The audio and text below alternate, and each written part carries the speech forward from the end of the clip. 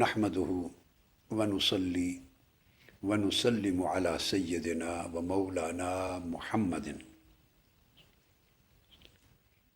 رسوله النبي الأمين المكين الحنين الكريم الرؤوف الرحيم. أما بعد، أعوذ بالله من الشيطان الرجيم. بسم الله الرحمن الرحيم. إنا أرسلناك شاهدا ومبشرا ونذيرا لتؤمنوا بالله ورسوله وتعزروه وتوقروه وتسبحوه بكرة وأصيلا. إن الذين يبايعونك إنما يبايعون الله ید اللہ فوق ایدیہم. صدق اللہ مولانا العظیم. مشائخ اعظام، محترم علماء کرام، خواتین و حضرات، منہاج القرآن کے جمیع وابستگان اور شرکائے محفل میلاد اور تمام معزز مہمانان گرامی اور شرق سے غرب تک وہ ملین کی تعداد میں وہ افراد یا لاکھوں کی تعداد میں وہ افراد، رفقا، اراکین، وابستگان اور غلامان نبی صلی اللہ علیہ وسلم، جو ٹی وی چینلز اور منہاج ٹی وی اور سوشل میڈیا اور واٹس ایپ اور دیگر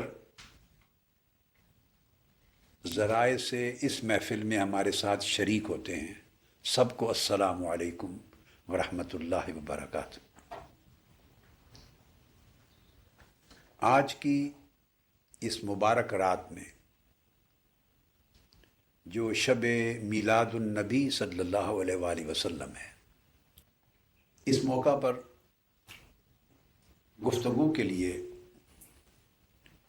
میں نے عنوان بنایا ہے سورہ الفتح کی 2 آیات کریمہ کا، آیت نمبر 8، آیت نمبر 9 اور پھر 10ویں آیت کریمہ کا نصف حصہ.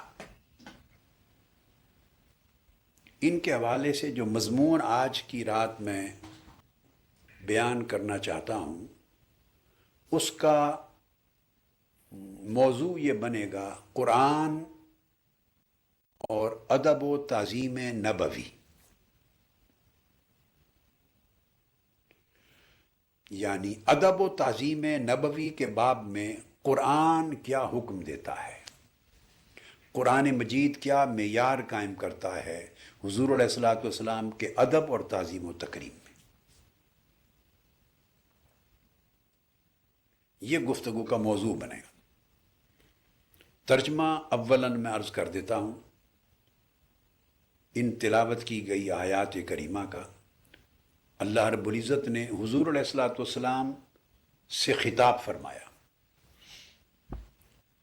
اور آپ سے مخاطب ہو کے فرمایا، اے نبی مکرم صلی اللہ علیہ وآلہ وسلم، بے شک ہم نے آپ کو روز قیامت تک اپنی امت کے جمیع اعمال اور احوال کا گواہی دینے والا بنایا. یعنی آپ کی پوری امت قیامت تک، جو آپ کے زمانے میں تھی، جو بعد میں آئی اور جو قیامت تک آئے گی، ان سب کے اعمال و احوال پر آپ کو گواہ بنایا تاکہ آپ ان کا مشاہدہ فرمائیں، آپ ان سے آگاہ رہیں، آپ کو ان کے تمام اعمال و احوال کی خبر رہے، جس کی بنیاد پہ آپ قیامت کے دن گواہی دے سکیں. تو آپ کو امت کے اعمال و احوال کا مشاہدہ کرنے والا اور ان پر گواہی دینے والا بنایا. وَمُبَشِّرًا وَنَذِيرًا، اور جو آپ کی دعوت کو قبول کر کے ایمان اور طاعت کی راہ پر آ جائیں گے انہیں خوشخبری سنانے والا بنایا،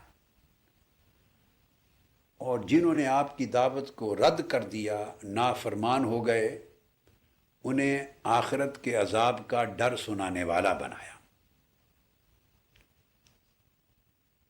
تو حضور نبی اکرم صلی اللہ علیہ وآلہ وسلم کی 4 شانیں اس پہلی آیہ کریمہ میں بیان کی گئیں۔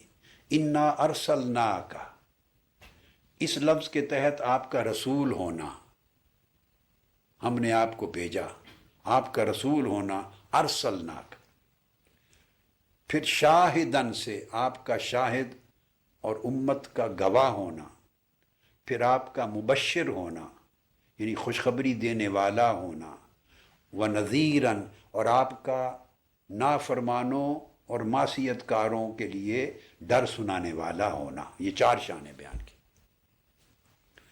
اگلی آیت میں فرمایا کہ یہ سب کچھ کیوں کیا؟ اب خطاب اس کے بعد امت کی طرف ہو گیا ہے۔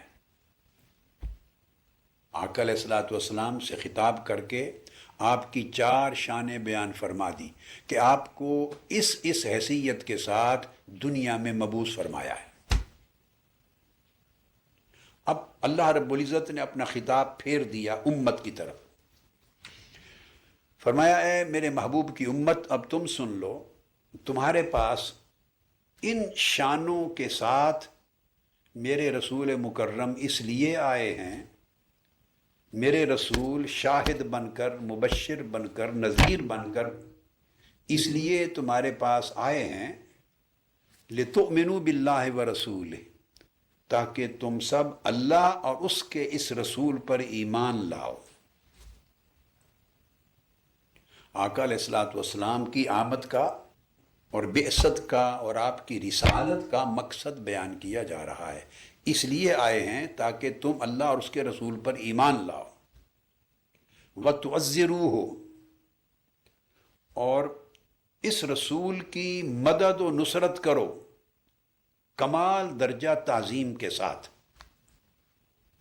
اس رسول کی تعظیم کی وجہ سے ان کی مدد کرو، ان کے دین کی مدد کرو۔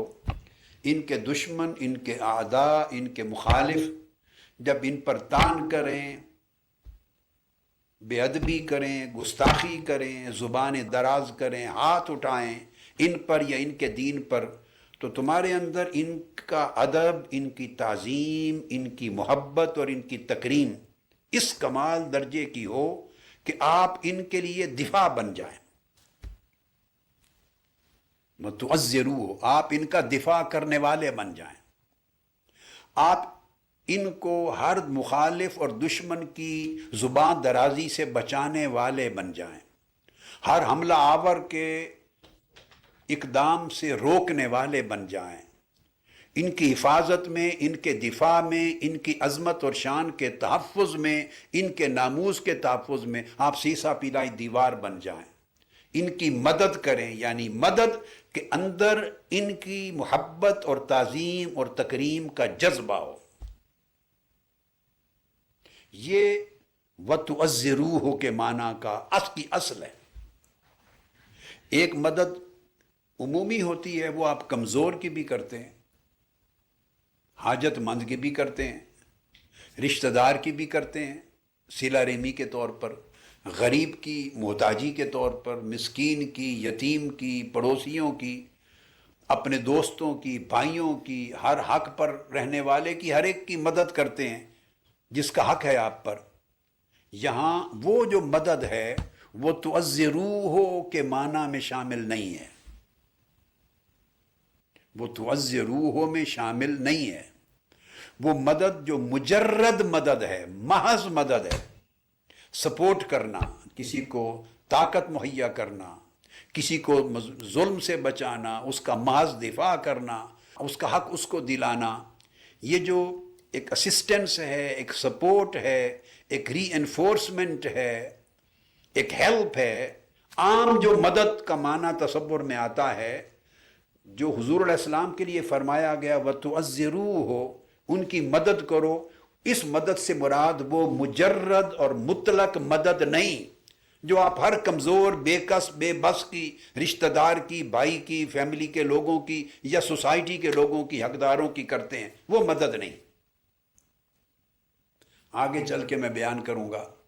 یہاں مدد کے معنی میں مدد کی ایک خاص قسم ہے، وہ مدد جو کمال درجے تعظیم کے جذبے سے ابھرے، کہ کسی کی ذات کے ساتھ آپ کو اتنی محبت ہو اور اس کا ادب اور اس کا احترام اور اس کا اکرام اور اس کی تعظیم اتنی زیادہ ہو آپ کے دل میں کہ آپ برداشت نہ کر سکیں اس کے خلاف کوئی قدم اٹھایا جانا، اس کے خلاف ایک لفظ کوئی بولے، اس کی بے ادبی کرے، اس کی شایان شان کوئی عمل نہ کرے، اس کی دعوت کو کوئی ٹھکرا دے، کوئی ایسا طرز عمل اختیار کرے جو ان کی شان اور ان کی دعوت اور ان کے دین اور ان کے منصب کے مطابق نہیں ہے، تو آپ کے اندر اتنا جذبہ ان کی محبت کا، تعظیم کا، تکریم کا اتنا زیادہ ہو کہ اس جذبہ محبت و تعظیم کی وجہ سے آپ میدان میں آ جائیں اور ان کا دفاع بھی کریں، ان کے اعداء سے لڑائی بھی کریں اور اپنی جان بھی دے دیں ان کی محبت و تعظیم میں۔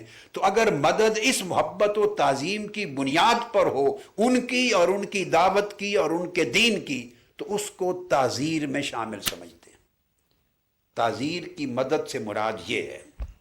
تو فرمایا وَتُعَزِّرُوهُ، یہ میں نے ترجمہ کرتے ہوئے اتنی تھوڑی وضاحت کر دی، مگر میں ان کے پراپر معنی پر، تفسیر پر آگے انشاءاللہ آ رہا ہوں۔ میں نے اس لیے کہا کہ چونکہ تراجم میں لکھا جاتا ہے کہ ان کی مدد کریں، تو میں نے کہا میں مدد کا کنسپٹ کلیئر کر لوں کہ ایک مدد وہ ہے جس کا معنی عام طور پہ یہ لفظ سنتے ہی آپ کے ذہنوں میں آتا ہے، وہ مدد یہاں مقصود نہیں ہے۔ آقا علیہ الصلوۃ والسلام کی ذات اقدس اس مدد کے تصور سے بلند ہے، بلند ہے۔ یہاں مدد وہ ہے جو جذبہ محبت و تعظیم کے نتیجے میں انسان اپنی جان بھی دے دیتا ہے، وہ مدد۔ وَتُعَزِّرُوهُ وَتُوَقِّرُوهُ، اور پھر فرمایا اور کمال درجہ بے حد ان کی تعظیم و تکریم کرو۔ 2 مرتبہ لفظ ریپیٹ کیے۔ پہلے فرمایا وَتُعَزِّرُوهُ کہ ان کی تعظیم بجا لاؤ۔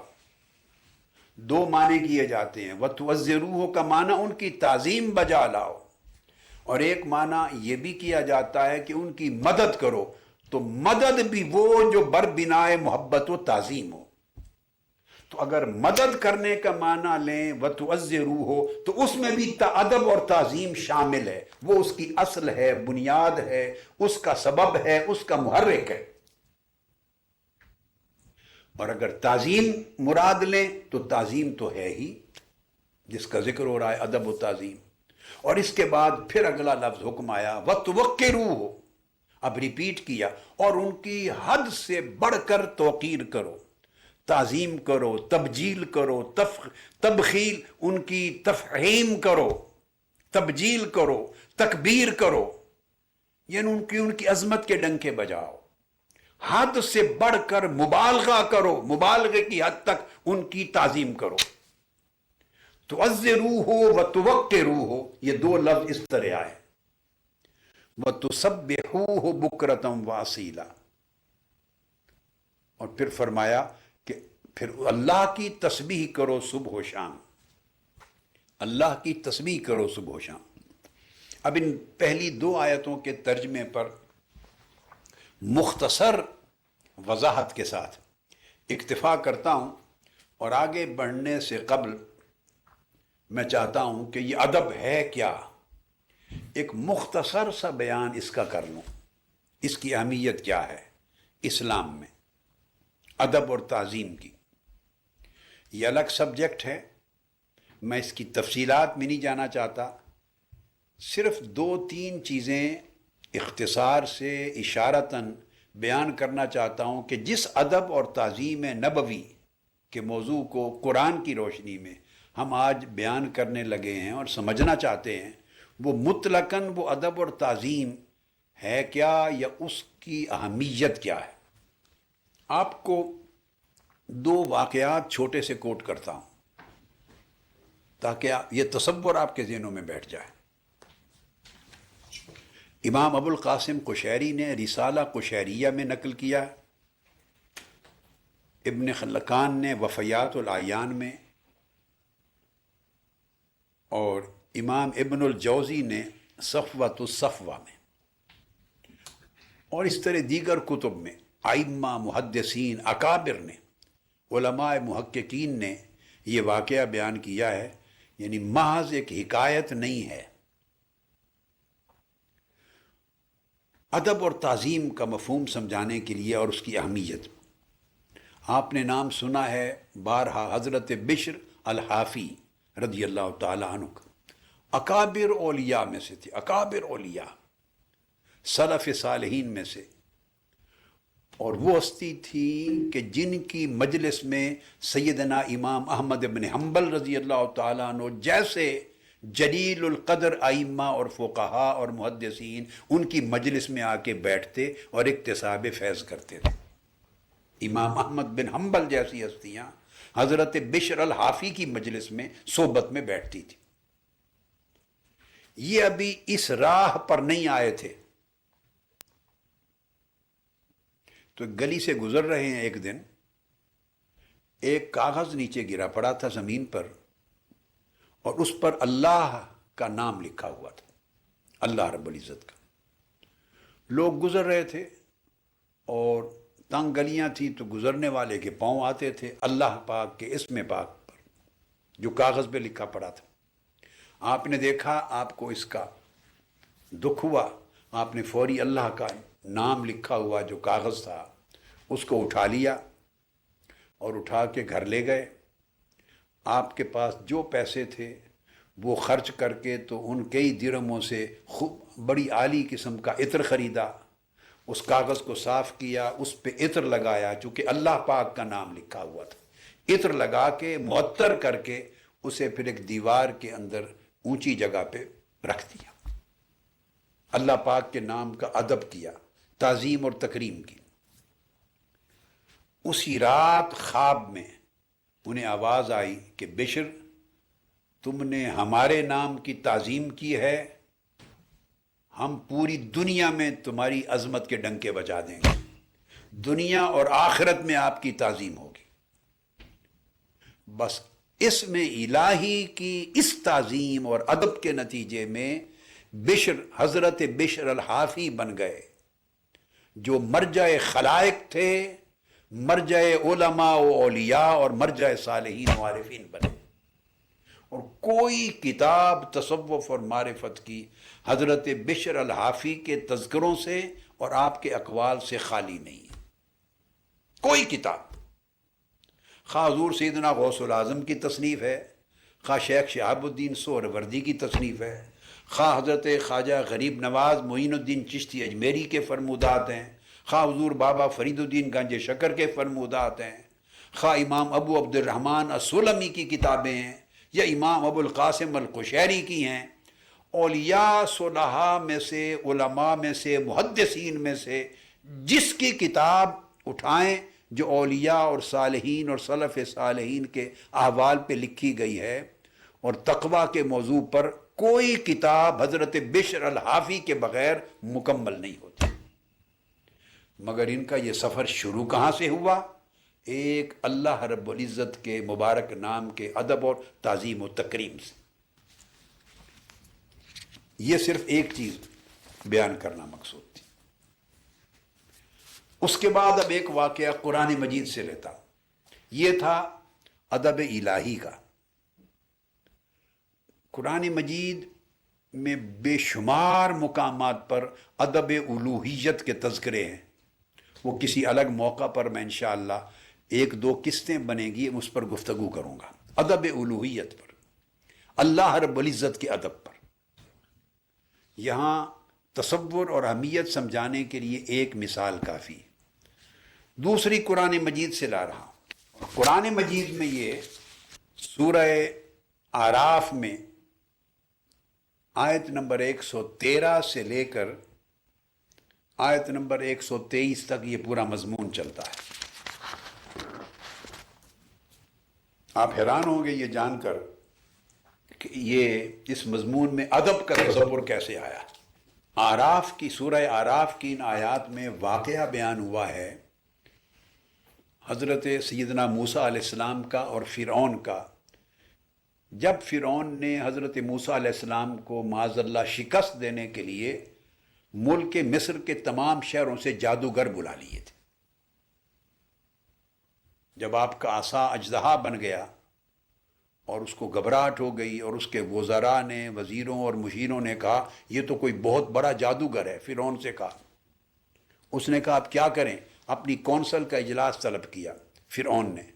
انہوں نے کہا کہ نمائندے بھیجو اور پورے مصر میں جتنے بڑے چھوٹے جادوگر ہیں سارے جادوگروں کو بلاؤ اور اس بڑے جادوگر کا مقابلہ کرو. اگر اس کو شکست نہ دی گئی تو یہ تمہیں اس سرزمین مصر سے تمہاری حکومت کو بھی ختم کر دے گا، تمہیں بھی نکال دے گا. یہ تمہارے لیے بہت بڑا تھریٹ ہے. سو یہ وہ واقعہ بیان ہوا، اس سے پیچھے چلا آ رہا ہے. تو فرعون نے تمام شہروں میں لوگ بھیج دیے اور جتنے جادوگر تھے ان کو طلب کر لیے. وہ جو جادوگر بلائے سیدنا موسیٰ علیہ السلام کے مقابلے کے لیے، ان کا عدد مختلف روایات آئی ہیں. بڑی دلچسپ بات ہے، یعنی 12,000 کا عدد بھی آیا ہے. حضرت کعب الاحبار کی روایت میں 12,000 افراد تھے. ابن اسحاق ان کو 15,000 افراد بیان کرتے ہیں. جادوگر تھے 15,000 جادوگر. حتیٰ کہ بعض روایات نے 19,000، بعضوں نے 32,000، اور ابن ابی بزہ نے 70,000 جادوگروں کا عدد بیان کیا، اور محمد بن کعب القرظی نے 80,000 جادوگر کہے. یہ وہ زمانہ تھا جادو کا، ہر کوئی جادو پڑھتا پڑھاتا تھا، سیکھتا سکھاتا تھا. ایک کلچر تھا، یہ کامن سائنس تھی. جیسے آج ہر کوئی آئی ٹی پڑھتا ہے اور سائنس کے سبجیکٹ پڑھتا ہے، یا اکاؤنٹنگ پڑھتا ہے، فائنانسنگ پڑھتا ہے، ماڈرن سبجیکٹس پڑھتے ہیں، اکنامکس وغیرہ. تو اس دور کا سبجیکٹ تھا میجک، بلیک میجک، جادو. یہ اس دور کی سائنس تھی اور اس میں وہ کمال سمجھتے تھے. تو وہ 80,000 تک چھوٹے بڑے جادوگر بلا لیے. حضرت عبداللہ ابن عباس کہتے ہیں کہ جو اصل جادوگر تھے بہت بڑے، وہ تو تھے 70. باقی ان کے شاگرد تھے، پھر ان کے شاگردوں کے شاگرد، پھر شاگردوں کے شاگرد. چونکہ ہر طرف سکول تھے، مدارس تھے جادوگری کے، بلیک میجک کے. تو باقی ان کے سارے شاگرد ملا کے جب اکٹھے کیے تو ان کا عدد 80,000 تک جا پہنچا. مین لیڈ کرنے والے 70 تھے، اور بعضوں نے کہا کہ 900 تک عدد تھا. 300 مختلف مصر کے خطوں سے بلائے گئے، اور جو بڑے جادوگر تھے وہ گویا 70 سے لے کے 900 تک عدد بیان کیا. 900. اور پھر جو 80,000 یہ پھر ان کے سٹوڈنٹس، فردر سٹوڈنٹس، آگے سٹوڈنٹ، وہ پھر پورا ایک جال تھا. تو گویا ایک اتنا بڑا عظیم لشکر جادوگروں کو شیطان نے بلا لیا. اب یہ تو تذکرہ آ گیا اس کا. پھر ان کے سردار تھے مین، ان کے لیڈ کرنے والے جو سب سے بڑے ٹاپ کا چیف میجیشن تھا، اس کا نام تھا شمعون. پھر ایک اور چیف میجیشن، مختلف علاقوں کے چیف تھے. ایک کا نام صابور تھا، ایک کا نام آزور تھا، ایک کا نام ہت تھا. اس طرح وہ جس علاقوں سے سینکڑوں ہزاروں جادوگر آئے تھے ان کے پھر چیف تھے ٹاپ کے. پھر ان کے ساتھ آگے ہزاروں کی تعداد میں اس علاقے کے ان کے شاگرد جادوگر تھے، میجیشنز. یہ پورا لشکر جمع ہو گیا. یہ میں نے آپ کو بیک گراؤنڈ بتائی، چونکہ آگے جو بات کہنے والا ہوں بڑی دلچسپ ہے. اور میں نے جب پہلی مرتبہ اس مقام پر گزر ہوا میرا قرآن مجید کے اس مقام پر، اور اللہ رب العزت نے یہ بات میرے دل و دماغ میں القاء کی، تو آپ تصور نہیں کر سکتے کہ مجھے کتنا حظ اور سرور رہا، کتنا کیف ملا. تو میں نے اس لیے تھوڑی سی اس کی بیک گراؤنڈ سمجھا دی. اتنا بڑا لشکر تھا جادوگروں کا.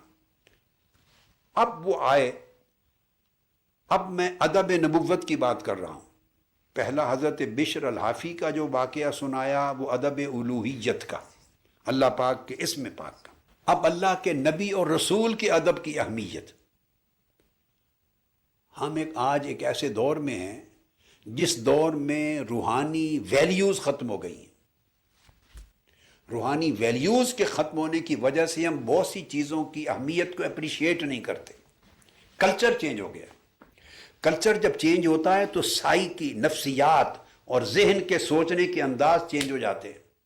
ہمیں کنسیپٹ ہی کلیئر نہیں ہوتے، ہمیں ان کی اہمیت کا اندازہ نہیں ہوتا، بلکہ تعجب ہوتا ہے. یعنی زمانے نے، مادی کلچر نے، کفر اور الحاد کے پر مبنی کلچر نے ایمانی، روحانی، اخلاقی اور اعلیٰ قدروں کے تصور سے بھی اور انہیں اپریشیٹ کرنے اور انہیں سمجھنے سے بھی دور کر دیا ہے. اس لیے یہ بات سمجھا رہا ہوں تاکہ آپ بھی سنیں اور بچے بھی سنیں، سمجھیں.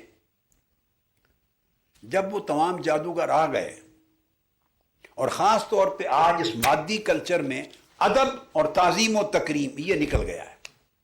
اللہ کا ادب، اللہ کے رسول کا ادب، اللہ کے دین کا ادب، قرآن کا ادب، کعبۃ اللہ کا ادب، روضہ رسول کا ادب، مدینہ طیبہ کا ادب، اہل بیت اطہار کا ادب، صحابہ کرام کا ادب، اولیاء و صالحین کا ادب، والدین کا ادب، مشائخ کا ادب، بزرگوں کا ادب.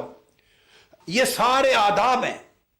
آداب ہمارے زندگی کے کنسیپٹ سے نکل گئے ہیں. ہماری لائف بالکل آپ سمجھیں ادب سے خالی ہو گئی. ہم ادب سے شناسا نہیں رہے. ادب کے 4 درجے ہیں جن پر پورے دین کی عمارت قائم ہے. ایک اللہ کا ادب، دوسرا اللہ کے رسول کا ادب، اللہ کے نبی کا ادب. اور اللہ پاک نے اپنے نبی اور رسول کے ادب کی اہمیت کو بڑھانے کے لیے اسے بھی اپنا ادب کر کے بیان کیا ہے تاکہ لوگ اللہ کے ادب اور اللہ کے نبی کے ادب کی اہمیت میں فرق نہ کریں. تو ایک اللہ کا ادب، ایک اللہ کے نبی کا ادب، پھر تیسرا اکابر کا ادب، بڑوں کا ادب. ان بڑوں میں اہل بیت اطہار اور صحابہ کرام، اولیاء صالحین سے لے کر ماں باپ، اساتذہ، مشائخ، ٹیچر سارے آ جاتے ہیں. بڑوں کا ادب. تیسرا پھر اپنے جیسوں کا یا چھوٹوں کے ساتھ ادب، پوری مخلوق کا ادب. تو ادب کے 4 درجے ہیں. سارا دین ادب کے ان 4 درجوں پر قائم ہے. اگر ادب نکل جائے تو دین کچھ نہیں بچتا، دین نہیں بچتا. اس تصور کو ذہن میں رکھیں. دیکھیے آپ پاکستان میں بیٹھے ہیں، میں اس وقت کینیڈا میں آپ سے بات کر رہا ہوں. کتنا ہزارہ میلوں کے فاصلے پر کعبۃ اللہ ہے، ہمیں نظر نہیں آ رہا، نظر نہیں آ رہا. لیکن اللہ رب العزت نے نماز اپنی عبادت کے لیے، نماز پڑھنے کے لیے اس کعبے کی سمت کو مقرر کر دیا ہے، اللہ کے گھر کا ادب تاکہ قائم ہو. ورنہ اللہ کی عبادت کسی سمت کی محتاج نہ تھی. قرآن مجید میں ہے، فرمایا اینما تولوا فثم وجہ اللہ. جدھر چہرہ کر لو، جس طرف پھر جاؤ، ادھر ہی اللہ کا چہرہ ہے، وہی اللہ کی سمت ہے. اور فرمایا وَلِلَّهِ الْمَشْرِقُ وَالْمَغْرِبُ. مشرق بھی اللہ کا ہے، مغرب بھی اللہ کا ہے. جدھر منہ کر کے کھڑے ہو جاؤ تو اللہ کی عبادت کسی سمت کی محتاج نہیں ہے، اللہ کی عبادت ہو جائے گی. جب یہ فرمایا کہ اللہ کی عبادت کسی سمت کی محتاج نہیں، تو ہمیں کیوں پابند کر دیا ہے کہ ہم قبلہ رخ منہ کر کے کھڑے ہوں تو نماز ہوتی ہے، ادھر دائیں بائیں پھر جائیں تو نماز ہی نہیں ہوتی؟ حالانکہ کعبہ تو نظر ہی نہیں آ رہا، آگے تو گھر ہیں، محلے ہیں، شہر ہیں، پھر ملک ہیں، پھر سمندر ہیں. کہیں آگے جا کے قبلۃ اللہ کہ کعبہ شریف آتا ہے مکہ معظمہ میں. تو ہمیں سمت کا پابند کیوں کیا ہے جبکہ اللہ رب العزت کی عبادت اٹ سیلف کسی سمت کی پابند نہیں ہے، وہ جہتوں سے پاک ہے. جو بار بار ارشاد فرمایا للہ المشرق والمغرب، ساری سمتیں اللہ کی ہیں، اور جدھر چہرہ جدھر کر لو وہی اللہ کے لیے سمت ہے عبادت کی. تو پھر کیوں؟ یہ اللہ کے گھر کا ادب. تو نماز کو بھی ادب کے ساتھ جوڑ دیا ہے تاکہ اس سمت کی طرف منہ کرو، اس سمت کا ادب ہو. ادھر کعبہ ہے، آپ گھر لیٹے ہوئے ہیں، کعبہ کی طرف ٹانگیں کر کے سوتے نہیں، یہ سمت کعبہ کا ادب ہے.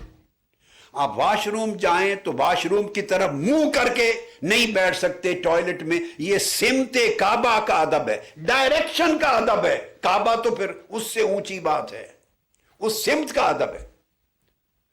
کعبہ ہزار میل دور ہے, مگر آپ نے اپنے گھر کے ٹوائلٹ میں ادھر منہ نہیں کر سکتے.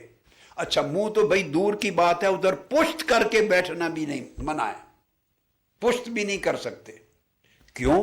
اس لیے کہ ٹوائلٹ میں جب آپ بیٹھتے ہیں تو چہرہ جس سمت ہوتا ہے یا پشت, یہ دونوں اس سے ننگے ہوتے ہیں.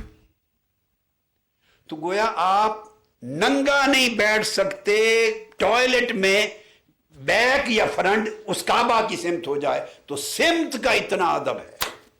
آپ اندازہ کر لیں, کعبہ کی طرف منہ کر کے تھوک نہیں سکتے. اللہ کے گھر میں مسجد میں داخل ہوں تو بایاں قدم نہیں رکھ سکتے, دائیں قدم سے داخل ہونا ہے. اللہ کے گھر میں داخل ہو رہے ہیں. خیر, میں نے یہ ضمناً یہ بات اس لیے کر دی کہ ادب, سارا دین ادب کے کلچر پر قائم ہے. جس دین سے, جس عقیدے سے ادب نکل گیا, تعظیم اور تکریم نکل گئی, اللہ کا ادب تھا یا اللہ کے رسول کا ادب تھا یا صحابہ اہل بیت اولیاء صالحین اور اکابر کا ادب تھا یا اللہ کی باقی مخلوق جو ہمارے جیسی چھوٹی بڑی ان کے ساتھ ادب تھا, جس سے ادب نکل گیا وہ دین نہ رہا. تو دین سارا ادب پر ہے. حج سارا ادب ہے. حج اللہ کا گھر ہے, پتھروں کا بنا ہوا ایک گھر ہے, اس کے ارد گرد آپ طواف کر رہے ہیں. اگر اس کی نسبت نہ ہو اللہ کے ساتھ تو پتھروں کے کتنے کمرے ہیں, کون طواف کرتا ہے. صفا مروہ پہ آپ چکر لگاتے ہیں, اس کی نسبت حضرت ہاجرہ کی طرف ہے, اس کا ادب ہے. وہ سعی صفا مروہ آپ کے حج اور عمرے کا حصہ بن گیا ہے. یہ ادب ہے. فرمایا وَمَن يُعَظِّمْ شَعَائِرَ اللَّهِ فَإِنَّهَا مِن تَقْوَى الْقُلُوبِ, جو اللہ کی نشانیوں کا ادب کرتا ہے, بس تعظیم کرتا ہے, وہ تعظیم کرنا بھی دلوں کا تقوی ہے. اب شاعر اللہ میں کیا, ان الصفا والمروہ من شعائر اللہ, یہ صفا اور مروہ کے پہاڑ یہ اللہ کے شاعر ہیں.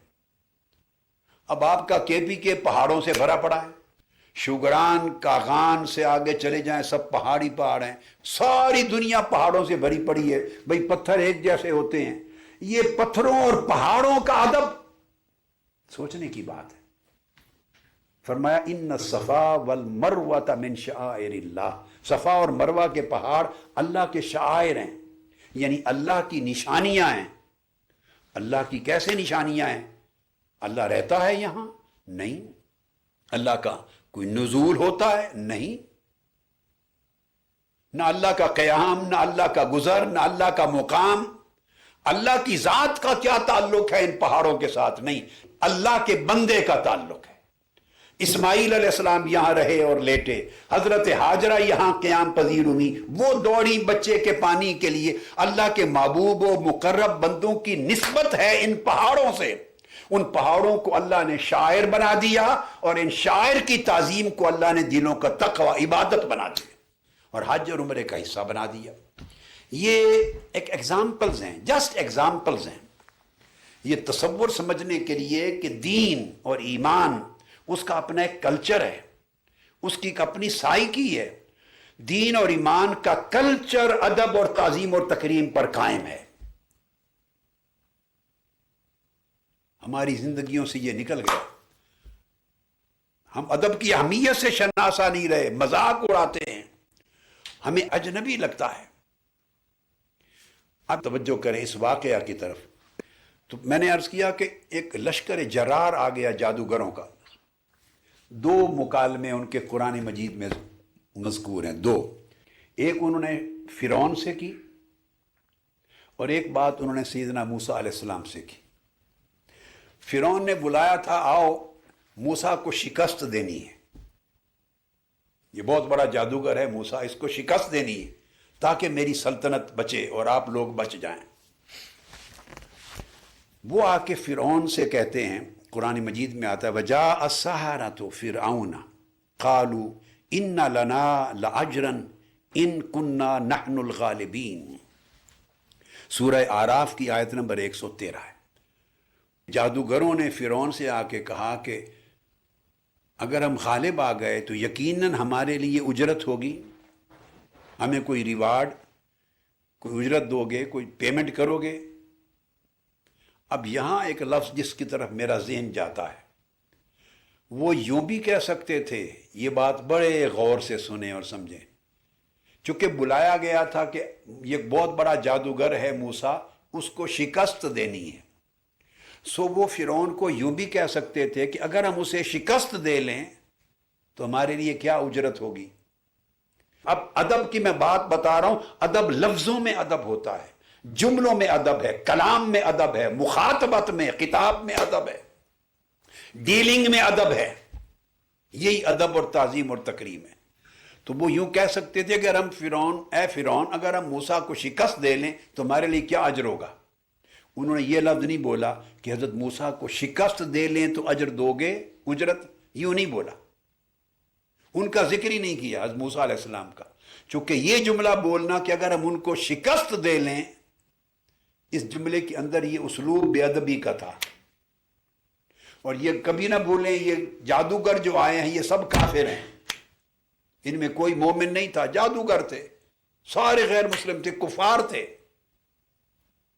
مگر انہوں نے کہا اگر ان کننا نحن الغالبین، اگر ہم غالب آ گئے تو ہماری اجرت کیا ہوگی۔ تو یہ جو مکالمہ فرعون سے کیا، اس میں ایک لطیف سا چھوٹا سا مجھے ادب کا پہلو دکھائی دیتا ہے، اور اس سے اگلا پہلو بہت بڑا ہے۔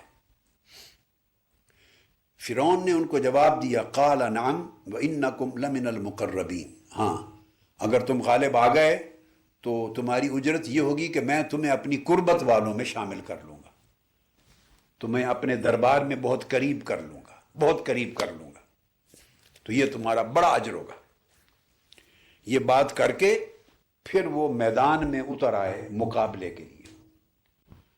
اب وہ اگلی آیت کریمہ آ رہی ہے جس سے میں ادب اور تعظیم نبوت کا استنباط کر رہا ہوں، مگر یہ جو پہلا مکالمہ اس کے اندر بھی ایک اشارہ ملا، وہ بھی آپ کے آگے رکھ دیا کہ وہ بات اس طرح نہیں کی کہ اگر ان کو شکست دے لیں وہ بے ادبی ہے، اپنی اس طرح بات کی اگر ہم غالب آ جائیں تو کیا دو گے۔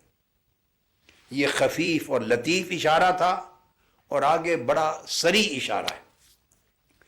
آیت نمبر 115 میں جب وہ فارغ ہو گئے فرعون سے مکالمے سے تو آ کے موسیٰ علیہ السلام سے مخاطب ہوئے، قالوا یا موسیٰ، سیدنا موسیٰ علیہ السلام سے مخاطب ہوئے وہ جادوگر۔ آف کورس پیچھے تو لشکر کھڑا ہے، آگے جو ان کے سربراہان تھے وہ گفتگو کر رہے ہیں۔ انہوں نے کہا ہے موسیٰ اما ان تلقی و اما ان نکون نحن الملقین۔ واہ واہ واہ، سبحان اللہ۔ انہوں نے کہا، جادوگروں نے کہا ہے موسیٰ جو چیز بھی آپ ڈالنا چاہتے ہیں، اپنا عصا مبارک جو کچھ بھی ڈالنا چاہتے ہیں، کیا آپ پہلے ڈالیں گے یا ہم ہی پہلے ڈالنے والوں میں ہو جائیں؟ یہ سوال کیا۔ ان کے پاس بھی لاٹھیاں تھیں، رسیاں تھیں، جو کچھ تھا جن کو انہوں نے میدان میں پھینکنا تھا، اور موسیٰ علیہ السلام کے پاس عصا تھا جو اژدہا بن گیا۔ پوچھا ہے موسیٰ کیا آپ جو چیز ڈالنا چاہتے ہیں کیا آپ پہلے ڈالیں گے یا ہمیں اجازت ہے ہم پہلے ڈالنے والے بن جائیں؟ موسیٰ علیہ السلام سے اس طرح پوچھنا، ورنہ سیدھے ہی آ کر وہ رسیاں ڈال دیتے، اپنی لاٹھیاں ڈال دیتے اور جو جادو کرنا تھا اس کا مظاہرہ کر دیتے، سٹریٹ اوے حملہ آور ہو جاتے۔ نہیں، وہ سیدھا حملہ آور نہیں ہوئے۔ موسیٰ علیہ السلام سے پوچھا پہلے آپ ڈالتے ہیں یا ہمیں اجازت ہے ہم ڈال دیں؟ تو پہلے موسیٰ علیہ السلام سے پوچھنا، پھر انہوں نے جواب دیا کہ نہیں تم ہی ڈال دو، تب انہوں نے اپنی رسیاں ڈالی اور وہ لوگوں کو سانپ نظر آنے لگی۔ یہ جو موسیٰ علیہ السلام کی بارگاہ میں آ کر سامنے مخاطبہ کرتے ہوئے سٹریٹ اوے جادو کا حملہ نہیں کیا، بلکہ ان سے پوچھا کہ آپ ڈالتے ہیں پہلے یا ہمیں اجازت ہے، یہ ادب تھا، یہ ادب کا کلمہ تھا، ان کے نصیب میں لکھا تھا۔ اللہ رب العزت نے ان کی زبان سے یہ کہلوا دیا، ان کے دماغ میں یہ بات ڈال دی، ورنہ مومن تو نہیں تھے، دماغ میں ڈال دی۔ خواہ موسیٰ علیہ السلام کی جو ہیبت اور جلال تھا آپ کی شخصیت کا، اس کے روب کے زیر اثر آ گئے، جو بھی ریزن بنا اس کا روب تھا، یا پروفیشنل ایتھکس اس کا سبب بنا، جو بھی ریزن تھا، مگر انہیں موسیٰ علیہ السلام سے پوچھا آپ ڈالتے ہیں پہلے یا ہم ڈالیں؟ یہ جو اس انداز کے ساتھ ادب کیا اور پوچھا، پھر موسیٰ علیہ السلام کی اجازت سے کہ آپ ڈالو، تو انہوں نے اپنی رسیاں ڈالیں۔ تو اب اس کے بعد تو واقعہ آپ کو معلوم ہے، انہوں نے رسیاں ڈالی، وہ سانپ نظر آنے لگی، موسیٰ علیہ السلام نے اپنا عصا ڈالا، وہ سب چیزوں کو نگل گیا، یہ واقعہ موجود ہے۔ وہ شکست خوردہ ہو گئے، مغلوب ہو گئے، ختم ہو گئی۔ اب یہ منظر سب نے دیکھا، فرعون بھی دیکھ رہا تھا، اس کے وزیر بھی دیکھ رہے تھے، اس کے مشیر دیکھ رہے تھے، اس کے بڑے بڑے اعلیٰ افسران دیکھ رہے تھے، اور بڑے بڑے سرخنے طاقتور لوگ فرعون کے سپورٹر سب دیکھ رہے تھے، جادوگر بھی آف کورس دیکھ رہے تھے۔ منظر سب نے دیکھا کہ ہزارہ سانپ پھر رہے ہیں، یعنی لوگوں کو نظر آ رہے ہیں، یہ ان کی آنکھوں پر جادو ہو گیا، ایسے لگا کہ سارے سانپ ہی سانپ پھر رہے ہیں، پوری وادی سانپوں کے ساتھ بھر گئی، پوری وادی۔ پھر لوگوں نے دیکھا کہ موسیٰ علیہ السلام نے اپنا عصا پھینکا تو اژدہا سارے سانپوں کو نگل گیا۔ یہ منظر سب نے دیکھا، مگر سب نے دیکھا فرعون اور فرعون کی کیبنٹ میں کوئی ایمان نہیں لایا، مگر قرآن کہتا ہے وَأُلْقِيَ السَّحَرَةُ سَاجِدِينَ، وہ جو جادوگر تھے سارے کے سارے مسلمان ہو گئے، تمام جادوگر ایمان لے آئے۔ قَالُوا آمَنَّا بِرَبِّ الْعَالَمِينَ، انہوں نے کہا کہ ہم ساری کائنات کے رب پر ایمان لاتے ہیں، رب موسیٰ و ہارون، جو حضرت موسیٰ اور ہارون کا رب ہے۔ تو صرف جادوگر ایمان لے آئے، باقی فرعون اور اس کے باقی حواری اپنی پوزیشن پہ رہے۔ اس پر بعد مفسرین اور عرفاء مفسرین نے لکھا ہے کہ یہ جو ان کا ایمان لے آنا، یہ اس کے ادب کا صلہ تھا، یہ ان کے ادب کا صلہ تھا، جو انہوں نے اللہ کے رسول کی تعظیم کی تھی، تکریم کی تھی حالت کفر میں۔ یہ میں آپ کو ایک دلچسپ بات بتا دوں، جب میں ترجمہ قرآن کر رہا تھا، اس مقام پر پہنچا تو اس مقام پر کوئی تفسیر میری نظر سے اتفاقاً نہیں گزری تھی، میں نے کسی تفسیر کا مطالعہ نہیں کیا تھا۔ ترجمہ قرآن کرتے ہوئے جب آیا تو میں رک گیا، الفاظ بولے اور میں سمجھا کہ یہ ان کا ادب ہے اس میں، اور اس ادب کی وجہ سے اللہ نے ان کو ایمان کا صلہ عطا کیا۔ اس لیے کہ جادو کا مقابلہ کرنے سے پہلے انہوں نے اجرت مانگی تھی فرعون سے کہ اگر ہم غالب آ گئے، جیت گئے تو اجرت کیا دو گے؟ اس نے کہا تھا میں اپنی قربت دے دوں گا، بڑی اجرت دوں گا۔ اب اگر جیت جاتے تو اجرت ملتی، مال و دولت ملتی، وزارت ملتی، عہدے ملتے، قربت ملتی، وہ ہلاک ہو گئے، وہ شکست خوردہ ہو گئے۔ اب اللہ رب العزت نے دیکھا کہ اجرت فرعون کی طرف سے تو ملنی نہیں، لیکن انہوں نے میرے محبوب نبی کا ادب کیا ہے حالت کفر میں، چونکہ ادب کیا ہے، تعظیم و تکریم کی ہے، اور فرعون کی مجلس میں اس کی آنکھوں کے سامنے ادب کے ساتھ ان سے پہلے پوچھا ہے کہ پہلے آپ شروع کرتے ہیں یا ہم کریں؟ تو موسیٰ علیہ السلام کی اجازت کے بعد یہ میدان میں اترے ہیں، مقابلے میں بھی ادب کیا ہے، مقابلے میں بھی ادب کیا ہے۔ اللہ نے کہا اگر جیتتے تو فرعون اجر دیتا، اب شکست خوردہ ہوئے ہیں، میرے رسول کا ادب کیا ہے تو میں اجر دیتا ہوں، ان کو ایمان عطا کرتا۔ اللہ نے ان کو ایمان کی دولت سے نواز دیا۔ تو فرعون نے کہا تھا میں تمہیں اپنا مقرب بنا لوں گا اگر جیت گئے، اور شکست کھا گئے تو اللہ نے انہیں اپنا مقرب بنا لیا۔ اس نے کہا میں کیوں نہ قربت دے دوں، اللہ پاک نے اہل ایمان میں شامل کر دیا۔ یہ پوری کیفیت ہوئی۔ 2-3 روز کے بعد پھر میں نے راضی کو کہا بھائی تفسیریں نکالو، یہ بات جو اللہ پاک نے میرے دل میں ڈالی ہے، یہ ہو نہیں سکتا کہ ائمہ تفسیر میں سے کسی نے اس نقطے کو لکھا نہ ہو، یہ بات کئیوں پر منکشف ہوئی ہوگی۔ 3-4 دن کے بعد میں نے کہا بیٹے کہ یہ بار بار جو میرے ذہن میں یہ بات اللہ رب العزت نے ڈالی ہے، یہ لکھا ہوگا ائمہ تفسیر میں بعضوں نے، تو پھر تفسیریں بعد ازاں کھنگالی تو یہ نقطہ کئی تفاسیر میں مل گیا، علامہ آلوسی کی روح المعانی میں مل گیا، اور اس طرح پھر امام ثعلبی اور پھر اور بعض کوئی تفاسیر دیکھی تو بعض ازاں مل گیا، مگر کئی دنوں کے بعد خیال آیا کہ جو چیز میرے دل میں وارد ہوئی ہے اس کو تفاسیر میں بھی دیکھیں، مس نہیں کیا ہوگا کسی نے۔ میں علامہ آلوسی کی صرف عبارت آپ کو سنا دیتا ہوں، فرماتے ہیں فلما اکرموا موسیٰ بالتقدم وعظموہ بالاستئذان اکرمہم اللہ بالسجود والایمان۔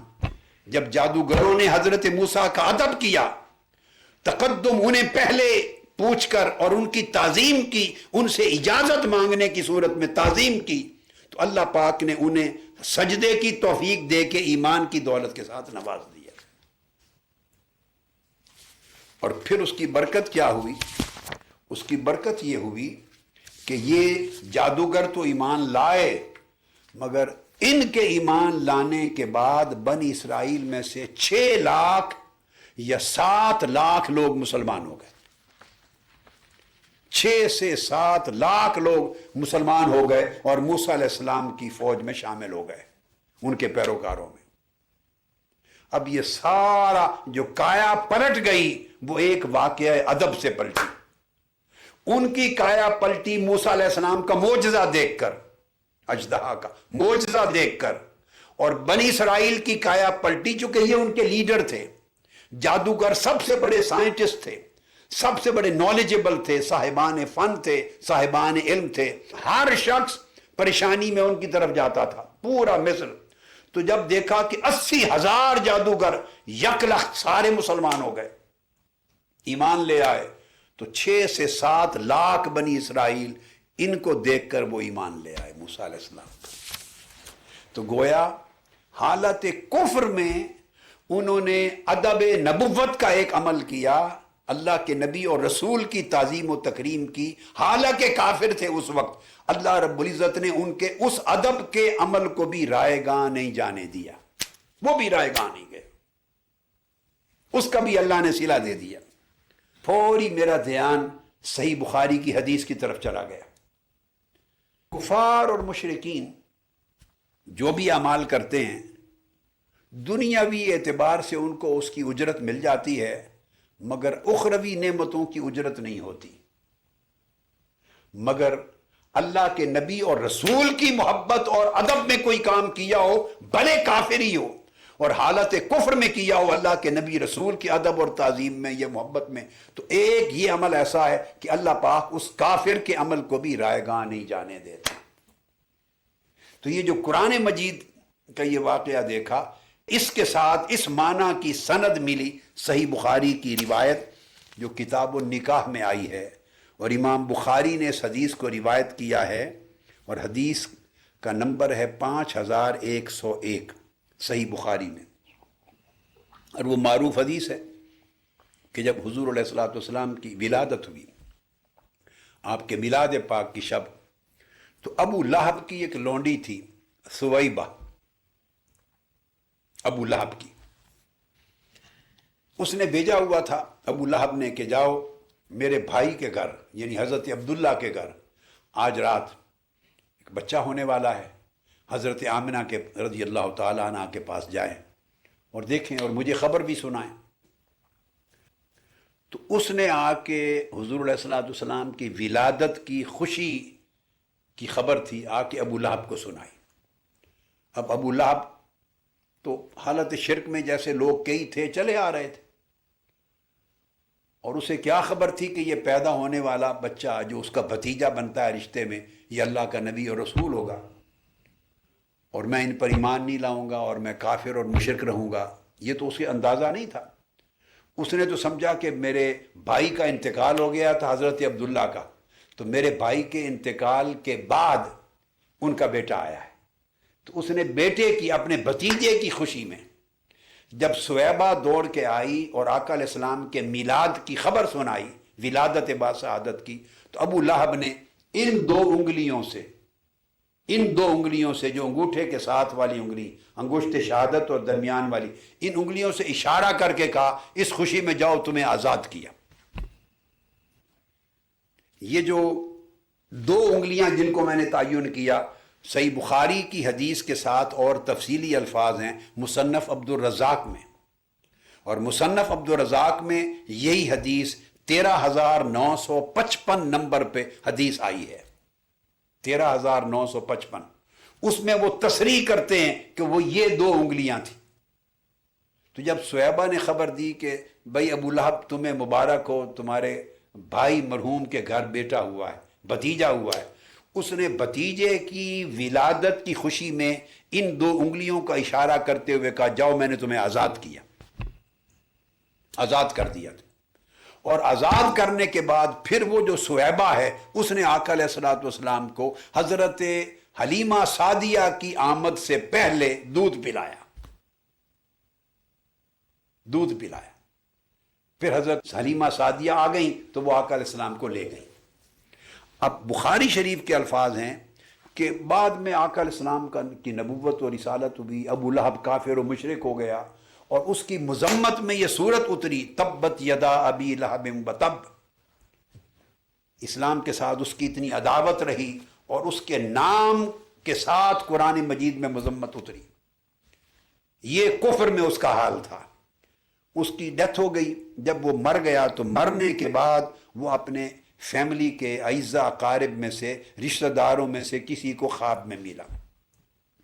اور ایک اور روایت میں حدیث میں آتا ہے کہ وہ حضرت عباس رضی اللہ تعالیٰ عنہ تھے، وہ آپ کے اسی ابو لہب کے بھائی تھے، آقا علیہ السلام کے چچا۔ دراصل جس کو خواب میں ملا وہ حضرت عباس تھے۔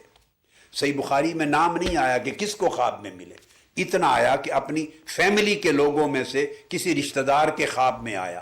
اسے امام بخاری نے روایت کیا۔ اس نے پوچھا قال لہ ماذا لقیت، ابو لہب مرنے کے بعد تمہارا حال کیا ہوا؟ قال ابو لہب لم الق بعدکم غیر انی سقیت فی ہذہ بعتاقتی ثویبہ۔ وفی روایت جو میں نے مصنف عبدالرزاق کی ایڈ کی، لم اجد بعدکم رخاء اور راحتا غیر انی سقیت فی ہذہ منی لاتقی ثویبۃ واشار الی النکرہ التی تلی الابہام والتی تلیہ۔ آپ نے فرمایا حضرت عباس رضی اللہ تعالیٰ عنہ نے کہ جب میں نے پوچھا ابو لہب تمہارا حال کیا ہوا مرنے کے بعد، اس نے کہا کہ مرنے کے بعد کچھ حال نہ پوچھو، بڑی تباہی اور بربادی میں ہوں، بڑے عذاب میں ہوں، اور کوئی خیر، کوئی راحت، کوئی سکون ایک لمحے کے لیے نہیں ملی موت کے بعد، سوائے اس کے آگے پھر اور حدیث میں تفصیلات آئی ہیں پھر مختلف سیرت کی کتب میں کہ ہر ہفتے جب پیر کا دن آتا ہے، وہ دن جس صبح آقا علیہ السلام کی ولادت باسعادت ہوئی تھی، تو اس دن اللہ رب العزت مجھ سے عذاب کم کر دیتا ہے، اور میری یہ جو 2 انگلیاں ہیں، ان 2 انگلیوں میں سے پانی نکلتا ہے، اور وہ پانی پیتا ہوں، پیاس بجھاتا ہوں، اور عذاب کی تخفیف ہوتی ہے ہر ہفتے میں پیر کی صبح۔ اور اس وجہ سے کہ میں نے اپنے بھتیجے کی ولادت کی خوشی میں صہیبہ کو آزاد کیا تھا، اللہ پاک نے میرے اس عمل کو رائے گاہ نہیں جانے دیا۔ اس پر ائمہ حدیث نے، شارحین حدیث نے، جتنے شارحین حدیث ہیں، ائمہ حدیث اور ائمہ سیر، سب نے بالاتفاق لکھا ہے کہ کافر کا عمل کسی کو آزاد کرنے کا یا نہ کرنے کا، کافر کا عمل آخرت کے اجر کا باعث نہیں ہوتا۔ اب یہ وہ بیان کر رہا ہے اپنا ایک ایسا واقعہ جو اس کی موت کے بعد آخرت سے متعلق ہے۔ یہ اگر اس نے کسی کو آزاد کیا تھا تو اس آزاد کرنے کا جو اعتاق کا عمل ہے، اس کا اجر مرنے کے بعد عذاب کی تخفیف میں کافر و مشرک کو نہیں مل سکتا۔ وہ ہوا میں اڑ جاتے ہیں، خاک کی طرح وہ اعمال، جو کچھ ان کا اجر و اجرت ملنا ہوتا ہے اسی دنیا میں زندگی میں راحت کی صورت میں مل جاتا ہے۔ اگر کوئی بھلائی کا کام کیا، اس کی عزت، شہرت، نام بری جو اسی دنیا میں ملتی ہے، موت کے بعد جب آخرت شروع ہوتی ہے تو کافر کے سارے اعمال ہباء منثورا، ان کا کوئی اجر نہیں ہوتا۔ اور سب نے بالاتفاق لکھا کہ آقا علیہ السلام کے خصائص میں سے ہے، چونکہ حضور کے میلاد کی، ولادت کی خوشی میں بھلے بھتیجا سمجھ کے خوشی کی تھی، مومن نہ تھا، نبی سمجھ کے اس ولادت کی خوشی نہیں منائی تھی، رسول سمجھ کے نہیں منائی تھی، اور ابھی تو ولادت تھی، وہ وقت نہیں آیا تھا۔ بھتیجے کی خوشی میں، ولادت تو چونکہ آقا علیہ السلام کی تھی، اس کی خوشی میں لونڈی کو آزاد کیا تھا، اس خوشی میں چونکہ اس عمل کا تعلق آقا علیہ السلام کی ولادت کے سال تھا، تو اللہ نے وہ اجر بھی اس کا ضائع نہیں گیا، اور موت کے بعد ہر ہفتے اس کو عذاب کی تخفیف اللہ دیتا ہے۔ اور ائمہ حدیث اور ائمہ سیر لکھتے ہیں کہ جب ایک کافر کو آقا علیہ السلام کی ولادت کی خوشی کا اجر ملتا ہے، کافر و مشرک کو، تو اگر مومن منائے گا تو اس کے اجور کا عالم کیا ہوگا۔ اب یہ جو ابو لہب کے ایک عمل کو جو حضور علیہ السلام کی ولادت کی خوشی میں تھا، اور جبکہ اس وقت اعلان نبوت نہیں ہوا تھا، ابھی اس دن ولادت ہوئی ہے، اللہ رب العزت نے جس طرح وہ عمل رائے گاہ نہیں جانے دیا، اور قبر میں مرنے کے بعد بھی ایک دن کے لیے عارضی طور پر، علامتی طور پر عذاب کی تخفیف کرنا اور پانی دینا، اس شکل میں اس کا اجر دے دیا ہے، اسی طرح وہ جادوگروں نے حالت کفر میں اللہ کے رسول کا ادب کیا تھا، بڑے میدان میں آپ سے اجازت لے کر، اس اجازت جیسے ادب کو اللہ نے رائے گاہ نہیں جانے دیا۔ جب شکست خوردہ ہو گئے، اللہ نے اس کے بدلے میں ایمان کی دولت سے سرفراز کر دیا اور استقامت دے دی۔ یہ چیزیں میں نے اس لیے بیان کی تاکہ یہ کنسیپٹ کلیئر ہو کہ قرآن مجید میں اور اسلام کے اندر اور حدیث نبوی میں مطلقاً جو ادب ہے اور تعظیم و تکریم ہے اللہ کے نبی کا، اس کا مقام اور مرتبہ اور درجہ کیا ہے، ادب۔ اس لیے اس آیت کریمہ کو لیا ہے۔ اب یہ جو آیت کریمہ ہم نے لی آج، جس کی تلاوت کی، اس میں 4 حکم آئے ہیں۔ ایک حکم ہے لِتُؤْمِنُوا بِاللَّهِ وَرَسُولِهِ، کہ ہم نے اپنے برگزیدہ رسول کو اس لیے بھیجا ہے تمہارے پاس، رسول کو شاہد بنا کر، مبشر بنا کر، نذیر بنا کر، اس لیے بھیجا ہے کہ تم ایمان لاؤ اللہ اور اس کے رسول کے لیے۔ تو یہ جو ایک حکم ہے، یہ اللہ اور اللہ رسول دونوں کے لیے مشترک ہے۔ اللہ پر بھی ایمان لاؤ اور اللہ کے رسول پر ایمان لاؤ، یہ پہلا حکم کامن ہے اللہ اور رسول کے لیے۔ اس کے بعد اگلے الفاظ ہیں وَتُعَزِّرُوهُ وَتُوَقِّرُوهُ، اور محبت و تعظیم کی وجہ سے ان کی مدد کرو، اور حد درجہ مبالغے کی حد تک، حد سے بڑھ کر میرے اس محبوب اور میرے اس نبی اور رسول کی ادب اور تعظیم و تکریم کرو۔ یاد رکھ لیں 2 لفظ ریپیٹڈلی آئے ہیں، وَتُعَزِّرُوهُ وَتُوَقِّرُوهُ، 2 لفظ جمع کیے ہیں، یعنی تعظیم کی انتہا کر دو، حدوں سے آگے بڑھ کر تعظیم کرو۔ یہ جو 2 حکم ہیں وَتُعَزِّرُوهُ کا اور وَتُوَقِّرُوهُ، یہ 2 حکم صرف حضور علیہ الصلوۃ والسلام کے لیے خاص ہیں۔ پہلا حکم اللہ اور اللہ کے رسول کے لیے مشترک ہے، دوسرا حکم صرف آقا علیہ السلام کے لیے وَتُعَزِّرُوهُ، تیسرا حکم بھی صرف آقا علیہ السلام کے لیے وَتُوَقِّرُوهُ۔ تو 2 حکم آقا کے لیے، یہ آقا کے حقوق ہیں صلی اللہ تعالی علیہ وآلہ وسلم۔ اور چوتھا حکم ہے وَتُسَبِّحُوهُ بُكْرَةً وَأَصِيلًا، صبح و شام اس کی تسبیح کرو، یہ صرف اللہ کے لیے خاص ہے۔ اب 4 احکام میں ذرا ان کی درجہ بندی کریں۔ 4 احکام دیے ہیں، حقوق دیے ہیں۔ ایک اللہ رب العزت نے اپنی ذات اعلیٰ صفات کے لیے خاص کیا ہے، تسبیح، صبح و شام میری نماز پڑھو، میری تسبیح کرو، میرا ذکر کرو، میری عظمت بیان کرو صبح و شام، یہ ایک اپنی ذات کے لیے خاص، 2 صرف اپنے محبوب کے لیے خاص، اور پھر ایک چوتھا اپنے اور اپنے محبوب کے لیے ایمان کا مشترک۔ یہ پورے دین کی اندر جو اہمیت ہے احکام کی، یہ اس کا عکس ہے ان آیتوں کی ترتیب۔ یہ جو لفظ آیا وَتُعَزِّرُوهُ، اس کو حضرت عبداللہ ابن عباس رضی اللہ تعالیٰ عنہ نے اس کا ترجمہ کیا، حضور کے صحابی، وَتُجِلُّوهُ، تجلو جلال سے ہے، یہ حضرت عبداللہ ابن عباس کا ترجمہ ہے۔ جیسے ہم اللہ رب العزت کے نام کے ساتھ کہتے ہیں جل جلالہ، اس کا جلال اور اس کی عظمت بڑی بلند ہے، بڑی بلند ہے۔ اللہ کی عظمت کو بہت بلند و بالا بیان کرنے کے لیے جل جلالہ کہتے ہیں۔ یہ تجلو اس میں سے ہے۔ فرمایا اس اجلال کا ذکر کرتے ہوئے تعزروہ اے تجلوہ، کہ آقا علیہ الصلوۃ والسلام کی عظمت کو بہت بلند اور بالا سمجھو اور بلند و بالا بیان کرو اور بلند و بالا سمجھ کے اس کی طرح اپنا عقیدہ رکھو اور اپنا عمل ادب کا حضور کی ذات کے ساتھ کرو۔ اور یہ معنی بھی بیان کیا گیا تعزروہ کا، تو بالغوا فی تعظیمہ، کہ حضور علیہ السلام کی تعظیم میں مبالغہ کرو، یعنی حد سے زیادہ تعظیم کرو۔ اور اس کا یہ معنی بیان کیا گیا ہے تعزیر کا، توقیر، تعزیر، اس کا معنی ہے تعظیم۔ آقا علیہ الصلوۃ والسلام کی بڑائی بیان کرو، آپ کو بڑا کر کے بیان کرو، بڑا کر کے۔ تبجیل وبجلوہ وعظموہ، یہ سب وفخموہ وکبروہ۔ ایک معنی یہ بھی بیان کیا گیا کہ آقا علیہ الصلوۃ والسلام کی بڑائی بیان کرو تکبیر کے طور پر۔ اب یہاں ایک سوال پیدا ہوتا ہے اور بڑا انٹرسٹنگ چیز ہے، وہ یہ کہ آقا علیہ الصلوۃ والسلام کی بڑائی تو اللہ پاک نے عطا کر دی اور اللہ پاک نے بیان کر دی۔ وَرَفَعْنَا لَكَ ذِكْرَكَ، ہم نے آپ کا ذکر بلند کر دیا۔ تو آقا علیہ السلام کے ذکر اور آپ کی شان کی بلندی تو اللہ نے کر دی، آپ کی بڑائی تو اللہ نے بیان کر دی۔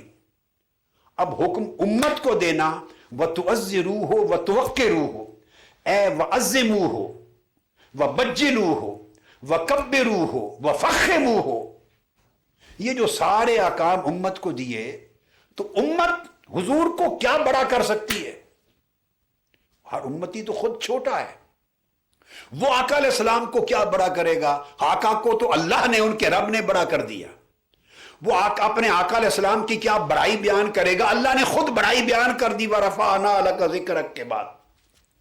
امتی کس طرح آقا کی بڑائی بیان کرے؟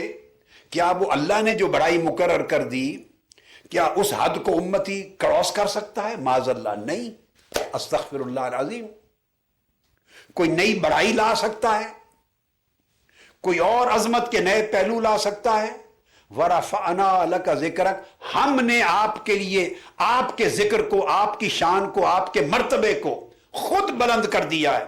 جو آقا علیہ السلام کی شان، ذکر، مرتبہ، منصب جس کو اللہ نے فرمایا ہم نے بلند کر دیا ہے، تو ہم نے بلند کر دینے کے بعد، اللہ کی طرف سے بلندی ہو جانے کے بعد، اب کیا گنجائش رہ جاتی ہے کہ کوئی اور اس کی تعظیم یعنی بڑائی بیان کرے گا اور بلندی بیان کرے گا؟ یہ ایک سوال تھا، اس کا معنی بیان کر دوں۔ اب یہ سوال آ گیا نا کہ کیسے؟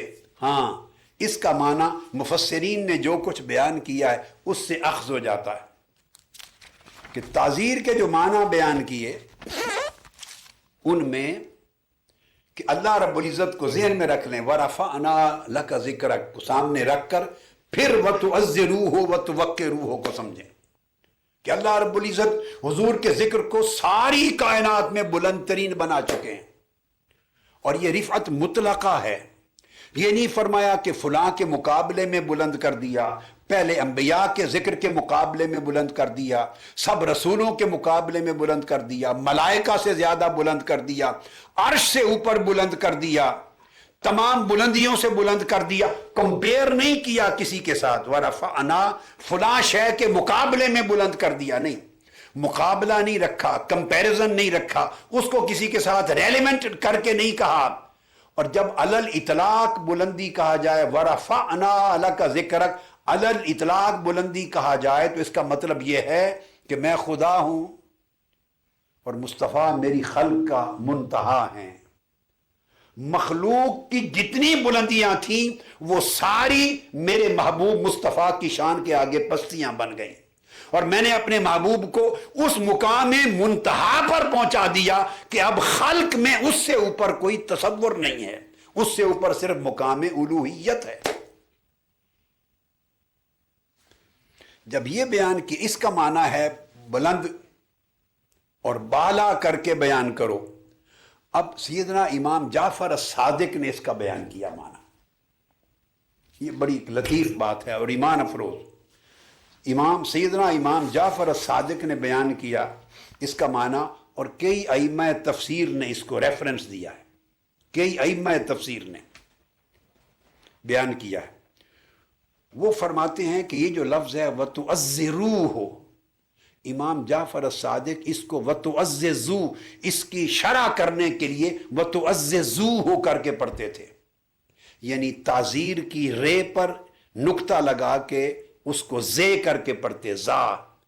فرمایا وَتُعَزِّرُوهُ کا معنی ہے وَتُعَزِّزُوهُ، ان کو عزیز جانو، عزیز کے مرتبے پر، یعنی جو قرآن مجید کا ایک لقب ہے عزیز، اللہ پاک عزیز اور حکیم ہے، اس کا مرتبہ ہے عزیز، اور عزیز کا معنی یہ ہے جو ہر ایک پر غالب ہو اور اتنا بلند ہو اور اس ہر چیز پر اتنی غالب ہو کہ کوئی اس کے قریب نہ جا سکے۔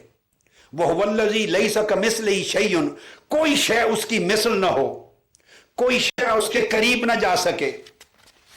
اور عزیز کا معنی پھر یہ ہے کہ وہ اتنا بلند و بالا ہو کہ انسان کا وہم و خیال بھی وہاں نہ جا سکے، انسان اس کی عظمت کی مثال نہ دے سکے، اور اتنا بلند و بالا ہو کہ انسان کا تصور اس کا احاطہ نہ کر سکے، اس عظمت کی حقیقت کا کوئی تصور نہ کر سکے، اور اتنا بلند ہو، فرمایا کہ جاوز قدرہ عن حدود العقول، جو انسان کی عقل ہے جو سوچتی ہے بلندی کو، تو انسان کی عقل جہاں بے بس ہو جائے اس سے اونچا جانو۔ یعنی آقا علیہ السلام کی اتنی تعظیم کرو، اور تعظیم کا مطلب ہے ان کی عظمت اتنی مانو کہ انسان کی عقل جواب دے جائے اور یہ کہے کہ میری عقل میں نہیں آتا۔ بہت سے لوگ اس پر پریشان بعض اوقات ہو جاتے، کہتے ہیں کہ یہ تو ہماری عقل میں نہیں آتا۔ بھئی آپ کی عقل میں جو نہیں آتا یہی تو آقا کی شان کی عظمت ہے۔ اگر آپ کی عقل میں آ جائے تو اس کا مطلب ہے عقل کی حدوں کے اندر آ گیا نا، اور جو عقل کی حد کے اندر ہے بلندی، وہ ورفعنا لک ذکر سب سے خارج ہے، وہ مقام ورفعنا لک ذکرک کا نہیں ہے۔ عقل انسان کی جس کا احاطہ کر سکے، انسان کی عقل جس کو سمجھ سکے، تو سمجھ ایک حد ہے۔ اگر میں کسی چیز کو سمجھتا ہوں، آپ کسی چیز کو سمجھ رہے ہیں، تو سمجھنے کا مطلب یہ ہے کہ آپ کی عقل اور فہم میں جو استعداد ہے، جو صلاحیت ہے، وہ تبھی اس کو سمجھے گی نا کہ وہ اس بات کا احاطہ کر سکے، آپ کی عقل میں آ سکے۔ تو جو چیز عقل میں آ سکے اس کو معقول کہتے ہیں، یعنی عقل نے اس کا احاطہ کر لیا، اور جب عقل نے احاطہ کر لیا تو آپ کی عقل غالب آ گئی اس کی بلندی کے تصور پر۔ تو آپ کی عقل کی جتنی اڑان تھی، آپ کی عقل کی جتنی پرواز تھی، اس پرواز کے اندر اگر رہی کوئی چیز تو عقل سمجھ لے گی، اور جو عقل جس کو نہ سمجھ سکے وہی مقام ہے وَتُعَزِّرُوهُ وَتُوَقِّرُوهُ، کہ حضور علیہ السلام کی عظمت کو اتنا جانو کہ انسانی عقل جواب دے جائے، انسان کہے نہیں یہ ممکن نہیں۔ اگر آپ کہیں کہ ممکن ہے تو وہ تُعَزِّرُوهُ وَتُوَقِّرُوهُ کا اطلاق نہیں ہوتا۔ اگر عقل اس کو ممکن جانے تو وَرَفَعْنَا لَكَ ذِكْرَكَ کی شان میں کمی رہ جاتی ہے۔ جب رفعت مطلقہ ہو جائے تو اتنا بلند کر دیا کہ جس کی بلندی کا تصور عقل انسانی بھی نہیں کر سکتی۔ اتنا اونچا جانو آقا علیہ السلام کے مقام و مرتبہ کو کہ جو عقل عادی ہے اور جو فہم عادی ہے اور انسان کے تصورات ہیں اور تخیلات ہیں، اور انسان جو سوچتا ہے جہاں سوچے سب کچھ ہار جائیں، رک جائیں، اور آگے فہم، عقل، ادراک، تصور، فلسفہ، سائنس اور جو انسانی صلاحیتیں جہاں سرنڈر کر جائیں، اس سے اوپر میرے مصطفیٰ کی شان کو جانو۔ تو آقا علیہ السلام کی شان اگر اس کے اوپر جانو گے تو پھر وہ بن جائے گا، اس کے اندر شان عزیزیت آئے گی۔ وَتُعَزِّزُوهُ جو امام جعفر الصادق نے پڑھا، تُعَزِّرُوهُ کو، اس کو تمام ائمہ تفسیر نے جب تفسیر لکھی کتاب میں تو وہ تُعَزِّرُوهُ کو آگے کلمہ لکھتے ہیں کہ معنی کے طور پہ قرات ثانیہ، دوسری قرات وَتُعَزِّزُوهُ کی پڑھتے تھے، اور تُعَزِّزُوهُ میں حضور کو عزیز کے مرتبے پر جانو، اور عزیز وہ ہے جو ہر شے سے غالب ہو، ہر شے سے بلند تر ہو، یعنی رہیں مخلوق بس خالق نہ بنے۔ آقا علیہ السلام کو خالق نہیں سمجھنا، یہ کفر و شرک ہوگا۔ رہیں مخلوق، اللہ نہیں جاننا، رہے اللہ کا بندہ، اور بندگی کی شان کے ساتھ اتنا بلند کر دو کہ ہر شخص کی عقل اور فہم اور ادراک نیچے رہ جائے، اور جب یہ کہے کہ یہ جو آپ بیان کرتے ہیں حضور علیہ السلام کی جان، وہ ہماری سمجھ میں نہیں آتی، یہ تو سمجھ سے ماورا ہے۔ بھائی سمجھ سے ماورا کہنا ہی وَتُعَزِّزُوهُ کا معنی ہے، وہ شان کا مطلب ہی یہ ہے کہ وہ سمجھ سے ماورا ہے۔ تو یہ انہوں نے بیان کیا۔ اب وَتُعَزِّمُوهُ اور تعظیم کرو۔ اب تعظیم کیا ہے؟ یہ جو تعظیم کا لفظ ہے عظمہ سے، یہ اللہ رب العزت کا جیسے تعززوہ اللہ کا لقب عزیز، تو اللہ کے اسم عزیز کی جھلک حضور اسلام میں دیکھو۔ وَتُعَزِّمُوهُ عظمہ اللہ کا اسم ہے العظیم، تو اس کی عظیم کی عظمت کی جھلک آقا علیہ السلام کے اندر دیکھو، اور اس کی تعریف بھی ہم جب رکوع میں جاتے ہیں تو کہتے ہیں سبحان ربی العظیم، اللہ کو عظیم کہتے ہیں، اور عظیم کا معنی یہ ہے کہ الذی جاوز قدرہ جل عن حدود العقول، جس کی قدر اور عزت و منصبت عقل کی حدوں سے آگے نکل جائے اس کو عظیم کہتے ہیں، یہ اللہ کی شان کے لیے۔ تو فرمایا کہ حضور علیہ السلام کو فعظموہ، اتنا باعظمت جانو کہ نہ اس کی کیفیت معلوم ہو سکے، نہ کوئی حد معلوم ہو سکے، نہ اس کی مثال معلوم ہو سکے، نہ کوئی لمٹ معلوم ہو سکے۔ تو بنیادی طور پہ تصور ایک ہے عظمت الہیہ کا اور جلالت الہیہ کا، عزیز اور عزت الہیہ کا، صرف دائرے الگ ہیں، وہ دائرہ خالقیت میں ہے اور یہ دائرہ خلق میں ہے۔ وہ خالق ہونے کی شان کے لائق ہے عظمت، اور یہ مخلوق ہونے کی شان کے لائق ہے۔ اور جو عظمو ہو، اس میں ایک لفظ اور سمجھیں، یہ جو عظمہ ہے، عظم یہ ہڈی کو کہتے ہیں، اور اس کی جمع ہے عظام، ہڈیوں کو۔ یہ جو ہڈیاں ہیں ان کو عربی میں عظام کہتے ہیں۔ قرآن مجید نے کہا سورہ المؤمنون میں فَخَلَقْنَا الْمُدْغَةَ عِظَامًا فَكَسَوْنَا الْعِظَامَ لَحْمًا، جب ہم نے گوشت کا لوتھڑا بنایا تو اس کے اندر سے پھر ہڈیاں بنائیں، اور ہڈیوں کے اوپر پھر گوشت کا لباس چڑھایا۔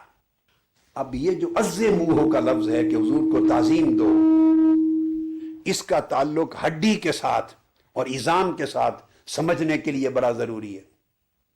ہڈی کی اہمیت کیا ہے؟ آپ تھوڑا غور کریں اپنے جسم میں، یہ دماغ سے لے کے نیچے تک آپ کی ریڑھ کی ہڈی ہے، آپ کے سینے کی ہڈیاں ہیں، آپ کی پسلیاں ہیں، یہ سب ہڈیاں ہیں، آپ کے کندھے، آپ کے بازو، نیچے ہڈیاں ہیں، ٹانگیں ہیں، پٹ ہیں، پنڈلیاں، سب ہڈیاں ہیں۔ پورا جسم ہڈیوں کے سہارے کھڑا ہے۔ یہ عظمہ اور عظم اور عظام ہڈیوں کو کہتے ہیں، اسی سے عظیم، اسی سے تعظیم۔ تعظیم کرو۔ اب میں اس کا لنک، معنوی لنک جوڑ کے بتا رہا ہوں کہ پورا جسم ہڈیوں پر کھڑا ہے۔ اگر بندے کی ہڈیاں مضبوط ہوں، طاقتور ہوں، جتنی طاقتور ہوں، بندہ جھکتا نہیں، مضبوط طاقتور رہتا ہے۔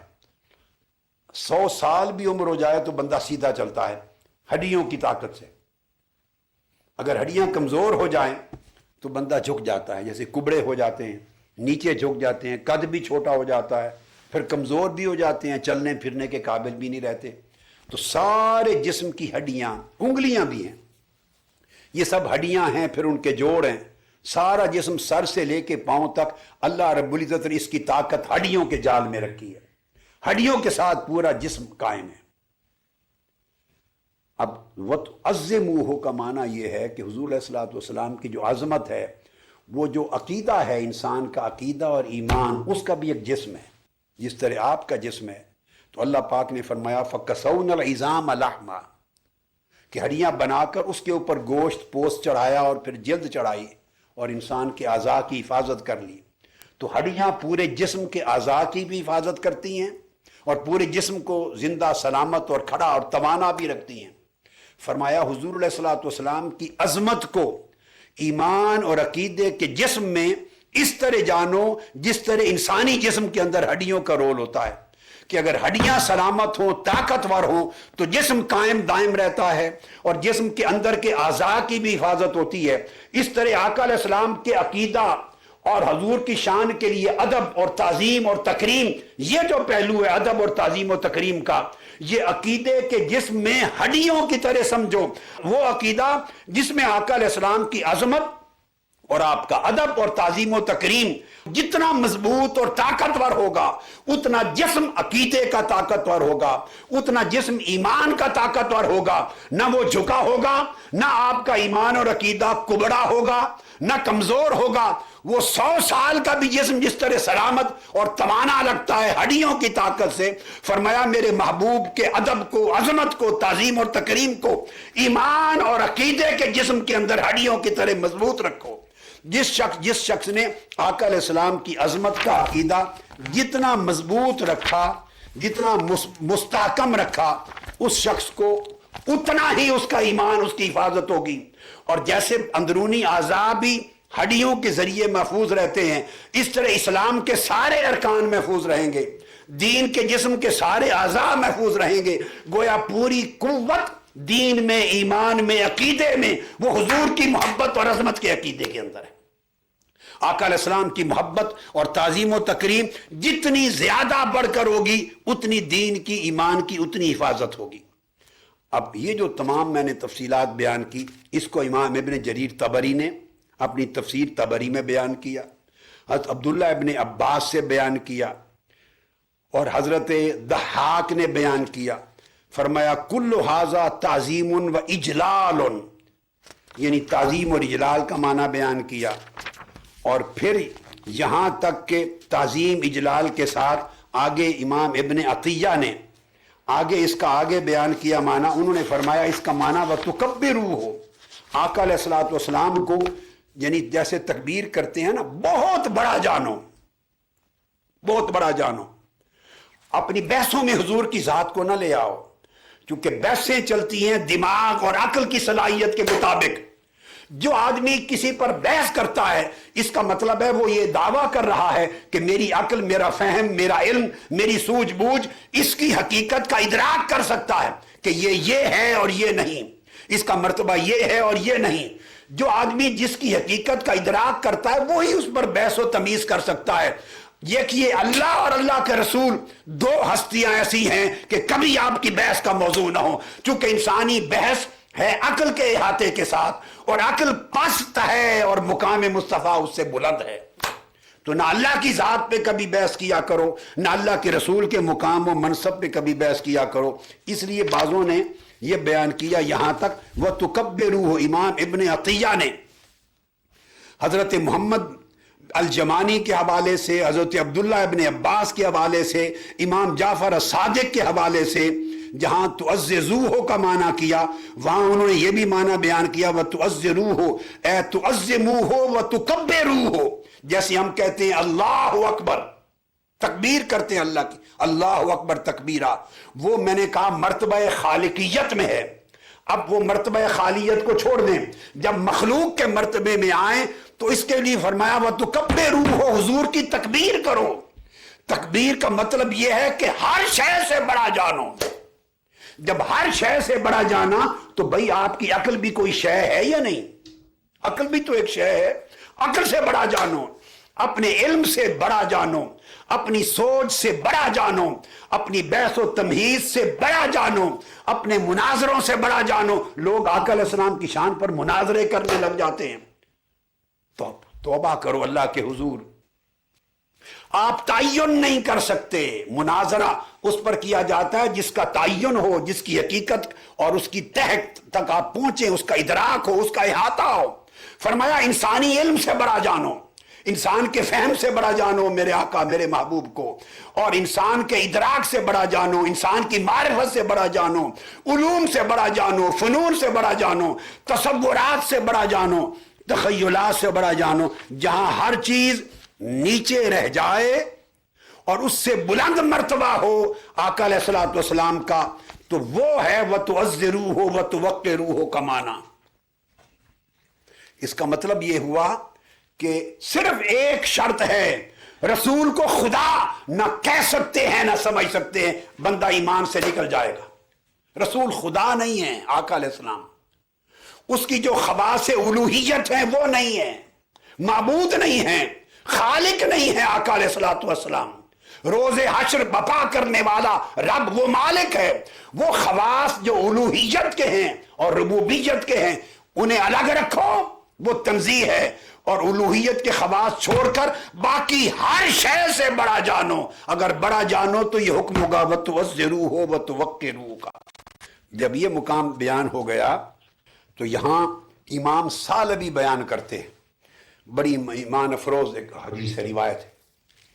امام ثعلبی بیان کرتے ہیں کہ جب یہ آیت کریمہ اتری، اس کو امام ثعلبی نے الکشف والبیان میں بیان کیا، اس کو پوری سند کے ساتھ مرفوعاً خطیب بغدادی نے بھی بیان کیا ہے اپنی تاریخ بغداد میں اور الرحلۃ لطلب الحدیث میں، اور امام ابن عساکر نے بیان کیا ہے، اور اس کو امام عینی نے عمدۃ القاری جو شرح صحیح بخاری ہے اس میں بیان کیا ہے۔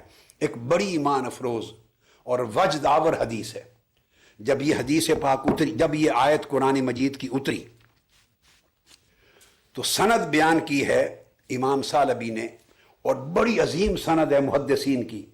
یہ روایت بیان کی ہے سفیان بن سعید ثوری سے، اور سفیان بن سعید ثوری روایت کرتے ہیں حضرت یحییٰ بن سعید القطان سے، وہ روایت کرتے ہیں حضرت سفیان بن عیینہ سے، وہ روایت کرتے ہیں حضرت عمرو بن دینار سے، اور وہ روایت کرتے ہیں حضرت جابر بن عبداللہ سے رضی اللہ تعالیٰ عنہ۔ حضرت جابر بن عبداللہ فرماتے ہیں کہ جب یہ آیت اتری لِتُؤْمِنُوا بِاللَّهِ وَرَسُولِهِ وَتُعَزِّرُوهُ وَتُوَقِّرُوهُ وَتُسَبِّحُوهُ بُكْرَةً وَأَصِيلًا، جب یہ آیت اتری اور جب لفظ فرمایا وَتُعَزِّرُوهُ، تو آقا علیہ السلام صحابہ کرام سے مخاطب ہوئے، صحابہ کرام کی جماعت تھی سامنے، فرمایا قَالَ لَنَا مَاذَا كُمْ، وَتُعَزِّرُوهُ کو بیان کر کے آیت کو آقا علیہ السلام نے فرمایا صحابہ کرام سے تمہاری سمجھ میں آئی کہ اللہ نے کیا کہا ہے؟ یہ آقا علیہ السلام نے فرمایا، کیا تم سمجھے ہو کہ اللہ نے کیا فرمایا ہے؟ وَتُعَزِّرُوهُ وَتُوَقِّرُوهُ، پنجابی میں کہتے ہیں نا تمہارے پلے کچھ پڑا، تمہاری سمجھ میں آئی اللہ نے کیا فرمایا ہے؟ یہ بیان کر کے آگے صحابہ کرام نے کہا قلنا اللہ ورسولہ اعلم، یا رسول اللہ اور اللہ کا رسول ہی بہتر جانتا ہے کہ کس طرح تعظیم کرنی ہے، اور آپ کی تعظیم کا حق کیسے بجا لانا ہے، کس طرح توقیر کرنی ہے، اور آپ die تبجیل اور تعظیم کا حق کیسے بجا لانا ہے، اللہ اور اللہ کا رسول ہی بہتر جانتا ہے۔ اس پر آقا علیہ السلام نے فرمایا قال لتنصروہ وتوقروہ وتعظموہ وتفخموہ۔ اب یہ فخم ہے اور عزم ہے، جتنے الفاظ ہیں اس میں ہر چیز اپنی لیمٹ سے جب بڑھ جاتی ہے تو اس پہ الفاظ استعمال ہوتے ہیں۔ فخم کے لیے، عزم کے لیے، بکریاں ہوں، جانور ہوں، یہ لغت عرب میں لفظ استعمال ہوتے ہیں۔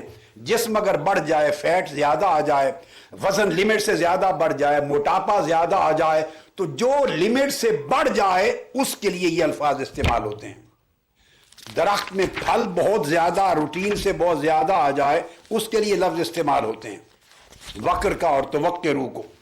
تو جب یہ چیز بیان کی تو اس کا تمام الفاظ کے اندر جو معنی ہے وہ یہ کہ لمٹ سے بڑھ کر عظمت کو جانو، حد سے بڑھ کر۔ سو جس نے آقا علیہ السلام کی تعظیم و تکریم کی حد میں، اس نے اللہ کے اس فرمان کی نافرمانی کی۔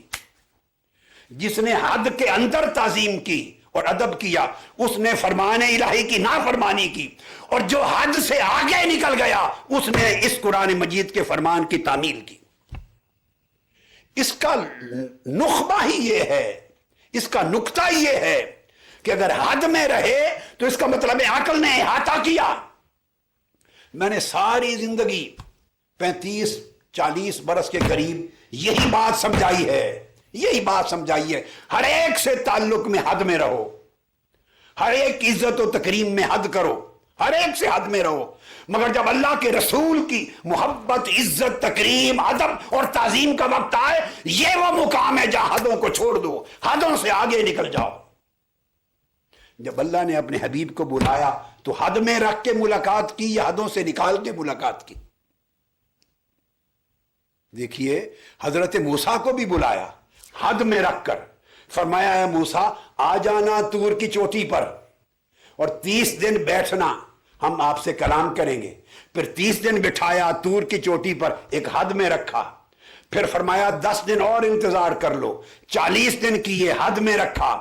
پھر عرض کیا باری تعالیٰ اپنا جلوہ کرا تھا کہ میں تیری طرف تک لوں، رب ارنی انظر الیک، فرمایا میں تجلی کرتا ہوں پہاڑ پر، ہر چیز حد میں ہوئی۔ اور جب پہاڑ پہ تجلی ہوئی تو آپ بے ہوش ہو گئے۔ تو موسیٰ علیہ السلام کو بلایا حد میں رکھ کر، مگر جب آقا علیہ السلام کو بلایا تو نہ مکہ میں ملے نہ القدس میں ملے۔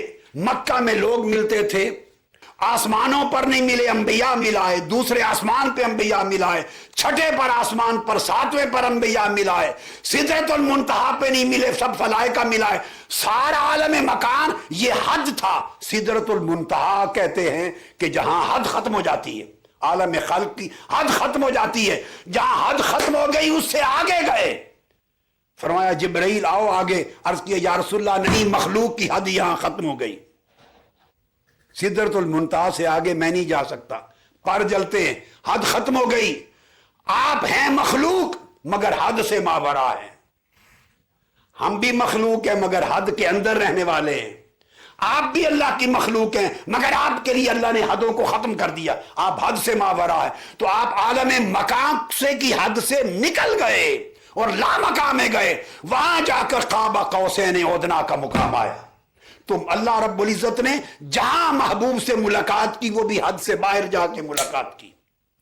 تو حضور علیہ السلام کی شان کو، محبت کو، تعظیم کو، تکریم کو، ادب کو، عظمت کو اسی طرح حد سے ماورا جانو۔ اگر حد کے اندر رکھو گے، حد کے اندر، تو آپ نے حضور کی نہ تعزیر کی، نہ توقیر کی، نہ تعظیم کی، نہ تبجیل کی، نہ حضور کی تفخیم کی، نہ تکبیر کی۔ اگر حد کے اندر، اور حد کے اندر کیا ہے؟ جو عقل میں آ جائے وہ حد ہے، بہت سادہ سی بات، جو عقل میں آ جائے وہ حد ہے۔ اس لیے تو بھائی معجزہ اللہ پاک نبوت اور رسالت کی تصدیق کے لیے جو عطا کرتا ہے کرامت، اپنی قدرت کا جو عطا فرماتا ہے اشارہ، اس کو معجزہ کہتے ہیں۔ اور معجزہ کہتے ہیں معجز، عقل جس کو سمجھنے سے عاجز آ جائے۔ اگر عقل اس کو سمجھ لے، اس کے فینومینن کو، کہ یہ کیسے ہوا، اس طرح ہوا، یہ ایسے ہو سکتا ہے، ایسے نہ ہوتا تو پھر نہ ہوتا، یہ اس کا سبب یہ بنا، اگر عقل اس کی ساری پروسیس کو سمجھ لے تو وہ معجزہ نہیں رہتا۔ یعنی زمین پر کھڑے ہو اور انگلی کا اشارہ کریں اور آسمان پر چاند ٹکڑے ہو جائے، یہ معجزہ ہے، کیونکہ عقل سمجھ نہیں سکتی کیسے ہو گیا۔ درخت کو اشارہ کرے اور درخت زمین کا سینہ چاک کر کے حضور کے قدموں میں آ کے سجدہ ریز ہو جائے، یہ عقل سمجھ نہیں سکتی کہ کیسے ہو گیا۔ کنکریوں کو اشارہ کرے وہ کلمہ بولنے لگ جائیں تو سمجھ نہیں آتی عقل کو کہ یہ کیسے ہو گیا۔ پہاڑ کے قریب سے گزرے تو پہاڑ صلوات و سلام کا آقا کو، یہ عقل کو سمجھ نہیں آتی کہ کیسے ہو گیا۔ مردے کو عیسیٰ علیہ السلام بلائیں تو وہ زندہ ہو کے بول پڑے، عقل کو سمجھ نہیں آتی کہ مردہ کیسے بول پڑا۔ مادر ذات اندھے کو اشارہ کرے تو بینا ہو جائے، عقل کو سمجھ نہیں آتی کہ بغیر طریق کے کیسے ہو گیا۔ تو ہاں معجزہ یہ اللہ پاک اپنے نبی کی نبوت اور رسالت کو سچا ثابت کرنے کے لیے اس کے ہاتھ پہ ظاہر کرتا ہے، اور اس کا معنی یہ ہے کہ جہاں عقل عاجز ہو جائے۔ تو دوستو جس طرح معجزہ کو سمجھنے میں عقل عاجز ہے، تو نبی کی ذات سے بڑا معجزہ کوئی نہیں ہوتا۔ آقا علیہ السلام کی، سبحان اللہ، آقا علیہ السلام کی ذات اقدس سے بڑا کوئی معجزہ نہیں۔ آقا علیہ السلام کا وجود اقدس خود معجزوں کا سب سے بڑا معجزہ ہے، جن کی خاطر سارے معجزات آئے۔ یعنی جسم و روح کے ساتھ عالم مکان سے نکل کے آسمان پہ چلے جانا، اس سے بڑا معجزہ کیا ہے؟ تو حضور علیہ السلام کی ذات خود بہت بڑا معجزہ ہے، اور وہ عقل میں کیسے سمجھ میں آ سکتا ہے؟ جو چیزیں آپ کے ہاتھوں سے صادر ہوتی ہیں، معجزات جس کو کہتے ہیں، جو آپ صادر کرتے ہیں، وہ عقل میں نہیں آتی، تو آپ خود عقل میں کیسے آ سکتے ہیں؟ آپ کی اپنی شان عقل میں کیسے آ سکتی ہے؟ آپ کا اپنا مقام و مرتبہ عقل میں کیسے آ سکتا ہے؟ جو چیزیں حضور کی ذات سے صادر ہوتی ہیں جب وہ معجز ہیں، عقل میں نہیں آتی، عقل عاجز ہوتی ہے، تو حضور کی اپنی شان پر عقل معجز کیوں نہ ہو؟ وہ عقل کی سمجھ میں کیسے آئے گی؟ تو اس لیے فرمایا کہ صحابہ کرام کو کہ یہ مقام ہے کہ عقلیں عاجز آ جائیں، میرے محبوب کی عظمت کو اتنا اونچا جانو۔ اور گفتگو ختم کرنے سے پہلے صحابہ کرام کی 2-3 چیزیں کوٹ کر دیتا ہوں کہ اب یہ جو سارا بیان ہو گیا تو صحابہ کرام پھر تعظیم کیسے کرتے تھے۔ اب یہ مضمون چھوڑ دوں گا چونکہ وقت نہیں ہے، یہ کسی اور وقت میں اس کی تکمیل کروں گا انشاءاللہ، بس 1-2 جھلک دیتا ہوں تاکہ صحابہ کرام کی جو کچھ میں نے بیان کیا، کیا یہ بات صحابہ کرام کی بھی سمجھ میں آئی تھی کہ نہیں؟ لا محالہ انہی کو تو سمجھ میں آئی تھی، اور ہم نے انہی کی سمجھ کی خیرات تو لی ہے، انہی کی سمجھ کی خیرات لی ہے کہ انہوں نے وَتُوَزِّرُوهُ وَتُوَقِّرُوهُ کو، آقا علیہ السلام کی تعظیم کو، تبجیل کو، تکبیر کو، آقا علیہ السلام کی تعظیم کو کیسے دیکھا، کیسے جانا اور کس طرح پھر اس پر عمل کرتے تھے، اسی سے تو یہ ساری چیزیں خیرات کے طور پہ سیکھی ہیں۔ صحیح بخاری میں یہ حدیث جو بیان کر رہا ہوں 9 مقامات پہ امام بخاری نے روایت کی ہے۔ کتنے مقامات پر؟ 9۔ اور امام مسلم نے 2 مقام پہ روایت کی ہے۔ مجموعی طور پہ 11 یا 12 مقامات پہ بخاری اور مسلم میں حدیث آئی ہے، خالی صحیح بخاری میں 9-10 مقامات پر ہے۔ اب میں صرف یہ ایک نظارہ کروانا چاہتا ہوں کہ وَتُعَزِّمُوهُ وَتُوَقِّرُوهُ وَتُوَزِّرُوهُ وَتُبَجِّلُوهُ وَتُكَبِّرُوهُ وَتُفَخِّمُوهُ، عظمت دینا اور حدوں سے آبے گزار کر کہ عقل عاجز آ جائے کہ عقل میں کچھ سمجھ نہ آئے، عقل جواب نہ دے سکے، اتنی تعظیم کو اوپر لے جانا یہ صحابہ کرام کا عمل تھا۔ اب جو صحیح بخاری کی حدیث میں نے آپ کو بیان کر دی، یہ صحیح بخاری کتاب الحج خطبہ ایام مینا میں حدیث نمبر 1741، پھر حدیث نمبر 67 بھی ہے کتاب العلم میں۔ تو میں نے کہا 9-10 مقامات پہ صحیح بخاری میں آئی ہے اور مسلم میں متفق علیہ حدیث ہے، ایک ہی پڑھ دیتا ہوں صرف، باقی تو مضامین میں نے کر دیے۔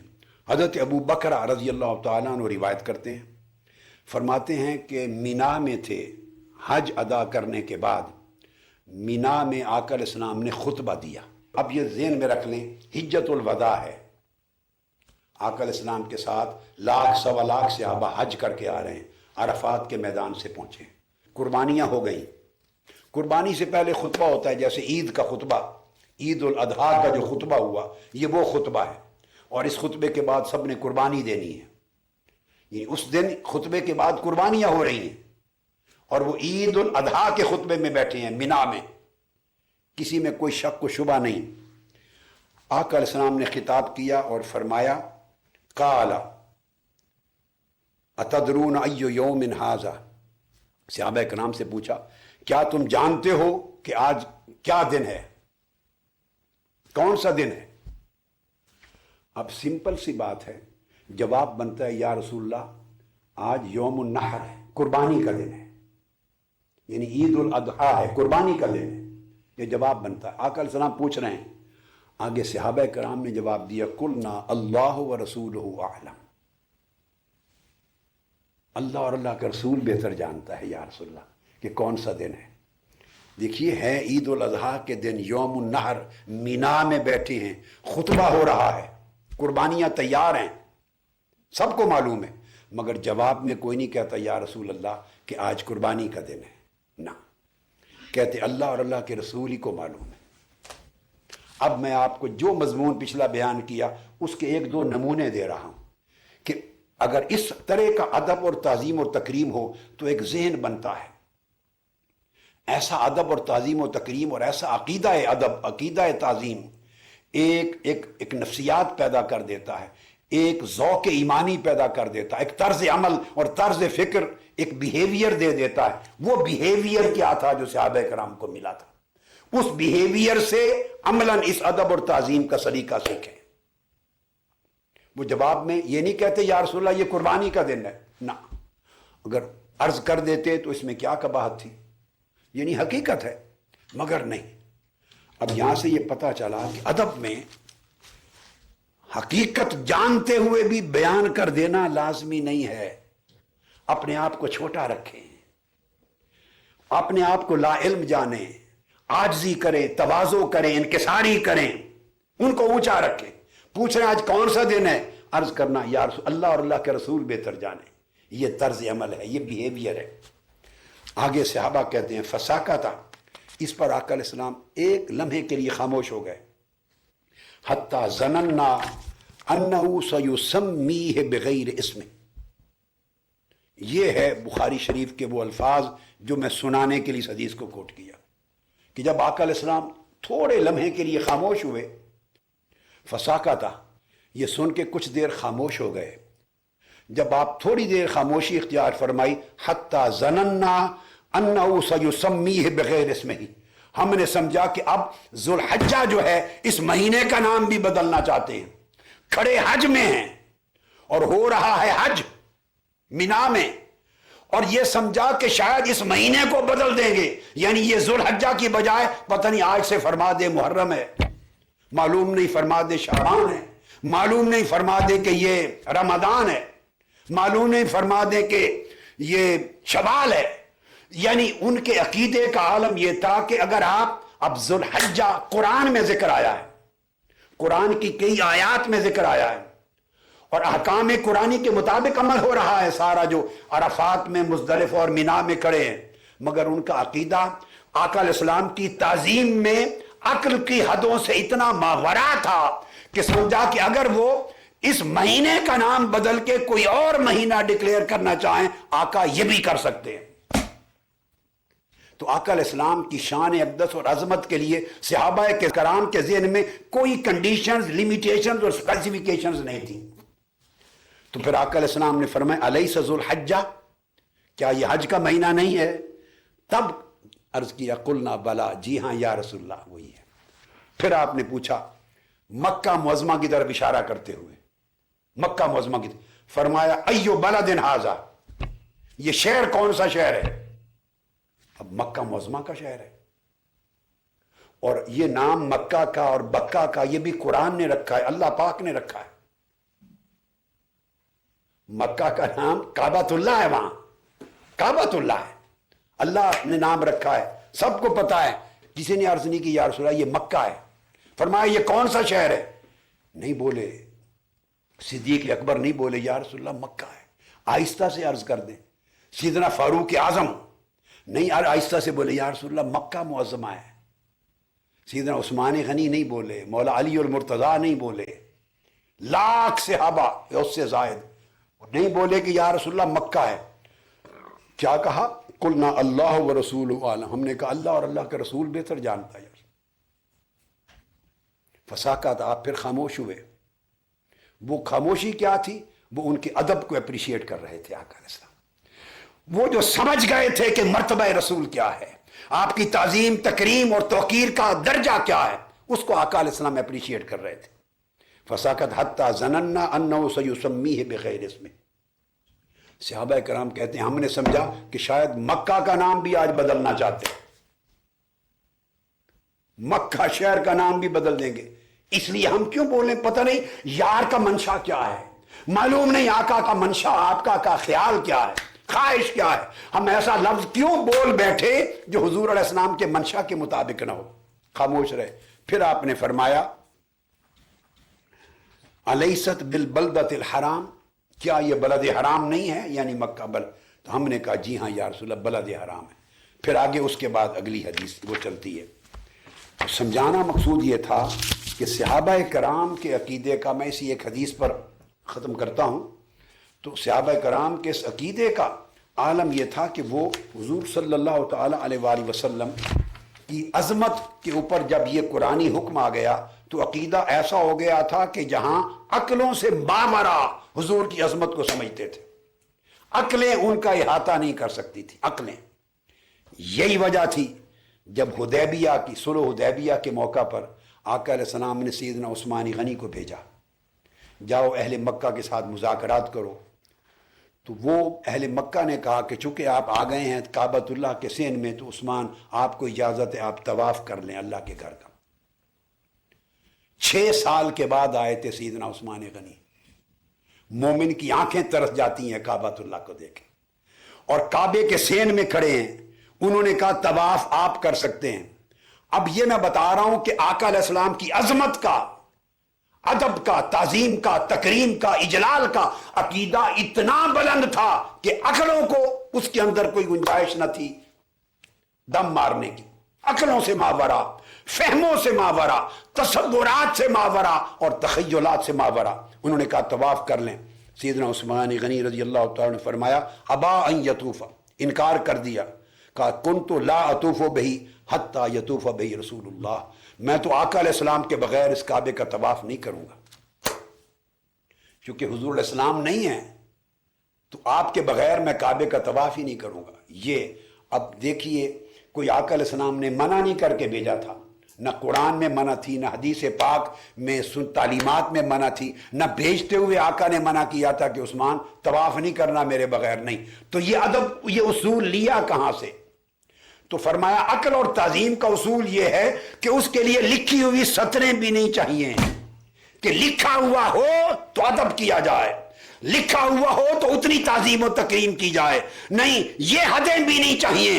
ہاں، جب حکم آ گیا کہ حدوں سے بڑھ کر ادب کرو تو پھر صرف شریعت کی خلاف ورزی نہ ہو، ادب الوہیت کے خلاف نہ ہو، توحید کے خلاف نہ ہو، یعنی اسلام اور ایمان کا بنیادی عقیدہ اس پر ضرب نہ آئے.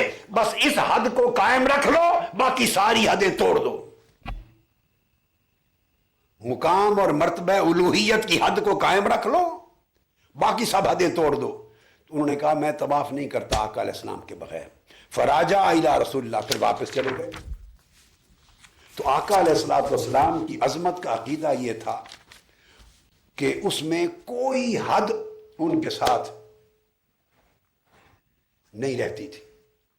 اور حضرت ام المومنین عائشہ صدیقہ رضی اللہ تعالیٰ عنہ، آپ کا معمول یہ تھا عائشہ صدیقہ رضی اللہ تعالیٰ عنہ کا کہ مسجد نبوی میں جب آقا علیہ السلام کا وصال ہو گیا تھا، مسجد نبوی میں وصال ہو گیا، تو اگر مینٹیننس ہوتی تھی نا کبھی مسجد نبوی میں مینٹیننس، تو اس مینٹیننس کے دوران کبھی کوئی کیل ٹھوکنا پڑتا تھا، کوئی چیز ٹوٹ گئی، کوئی ممبر میں کیل لگانا پڑتا تھا، تو میخ یا کیل ٹھوکنے لگتے تو اس کی جو تھوڑی سی آواز آتی، آپ ان کو منع کرتے خبردار، اس سے آقا علیہ السلام کو تکلیف ہو رہی ہے.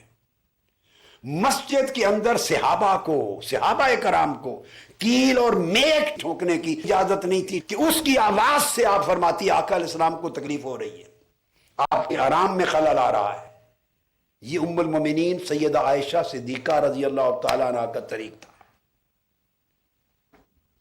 سمجھانا مقصود یہ تھا کہ یہ تو میں نے اصل مضمون آگے جو ریفرنسز تھے وہ سارے آج چھوڑ دیے، بس پورا جو گفتگو ہے اس آیت کی تفسیر پہ رکھ لی.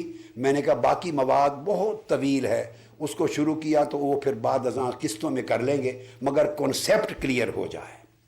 تو آقا علیہ السلام کے ساتھ محبت اور آپ کا ادب اور آپ کی تعظیم و تکریم اس درجے کی ہو تو ایمان بھی اور عقیدہ اسلام قائم دائم اور محفوظ رہتا ہے.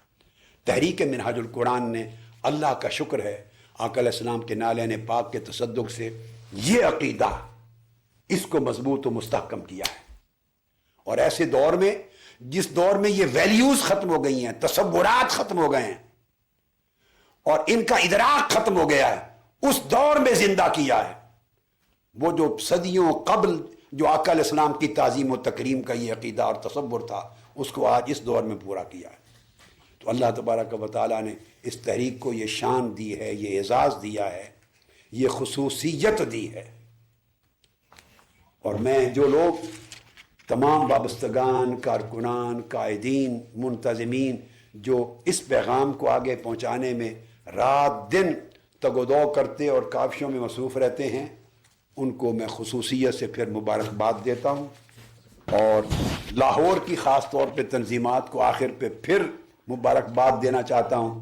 جو امیر لاہور ہیں حافظ غلام فرید، جو لاہور کی تنظیمات اور کارکنان تھوڑے وقت میں بہت کثرت کے ساتھ آئے ہیں، ان کو بھی بہت مبارکباد ہو.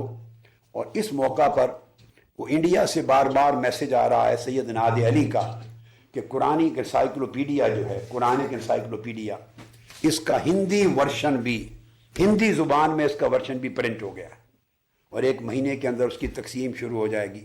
ان کو بھی مبارکباد دیتا ہوں، پنجاب کی تمام تنظیمات کو مبارکباد ہے، اور کشمیر کے لیے خصوصیت کے ساتھ دعائیں کرتے ہیں کہ کشمیر کے مسلمانوں پر میرے اللہ کرم فرما دے، رحمت فرما دے، اور ان کے خون کی حفاظت فرما، اور ان پر جو جبر اور بربریت ہو رہی ہے اس سے ان کو خلاصی عطا فرما، اور تو ان کی عزت اور جان و مال کی حفاظت فرما، اور شرق سے غرب تک پوری دنیا کے مسلمانوں کو اپنے امن میں، اپنی حفاظت میں رکھ، اور پورے انسانوں کو اپنی بارگاہ سے خیر کے ساتھ نواز دے۔ وصلی اللہ تعالی علی سیدنا و مولانا محمد وعلی آلہ وصحبہ وبارک وسلم، وما علینا الا البلاغ۔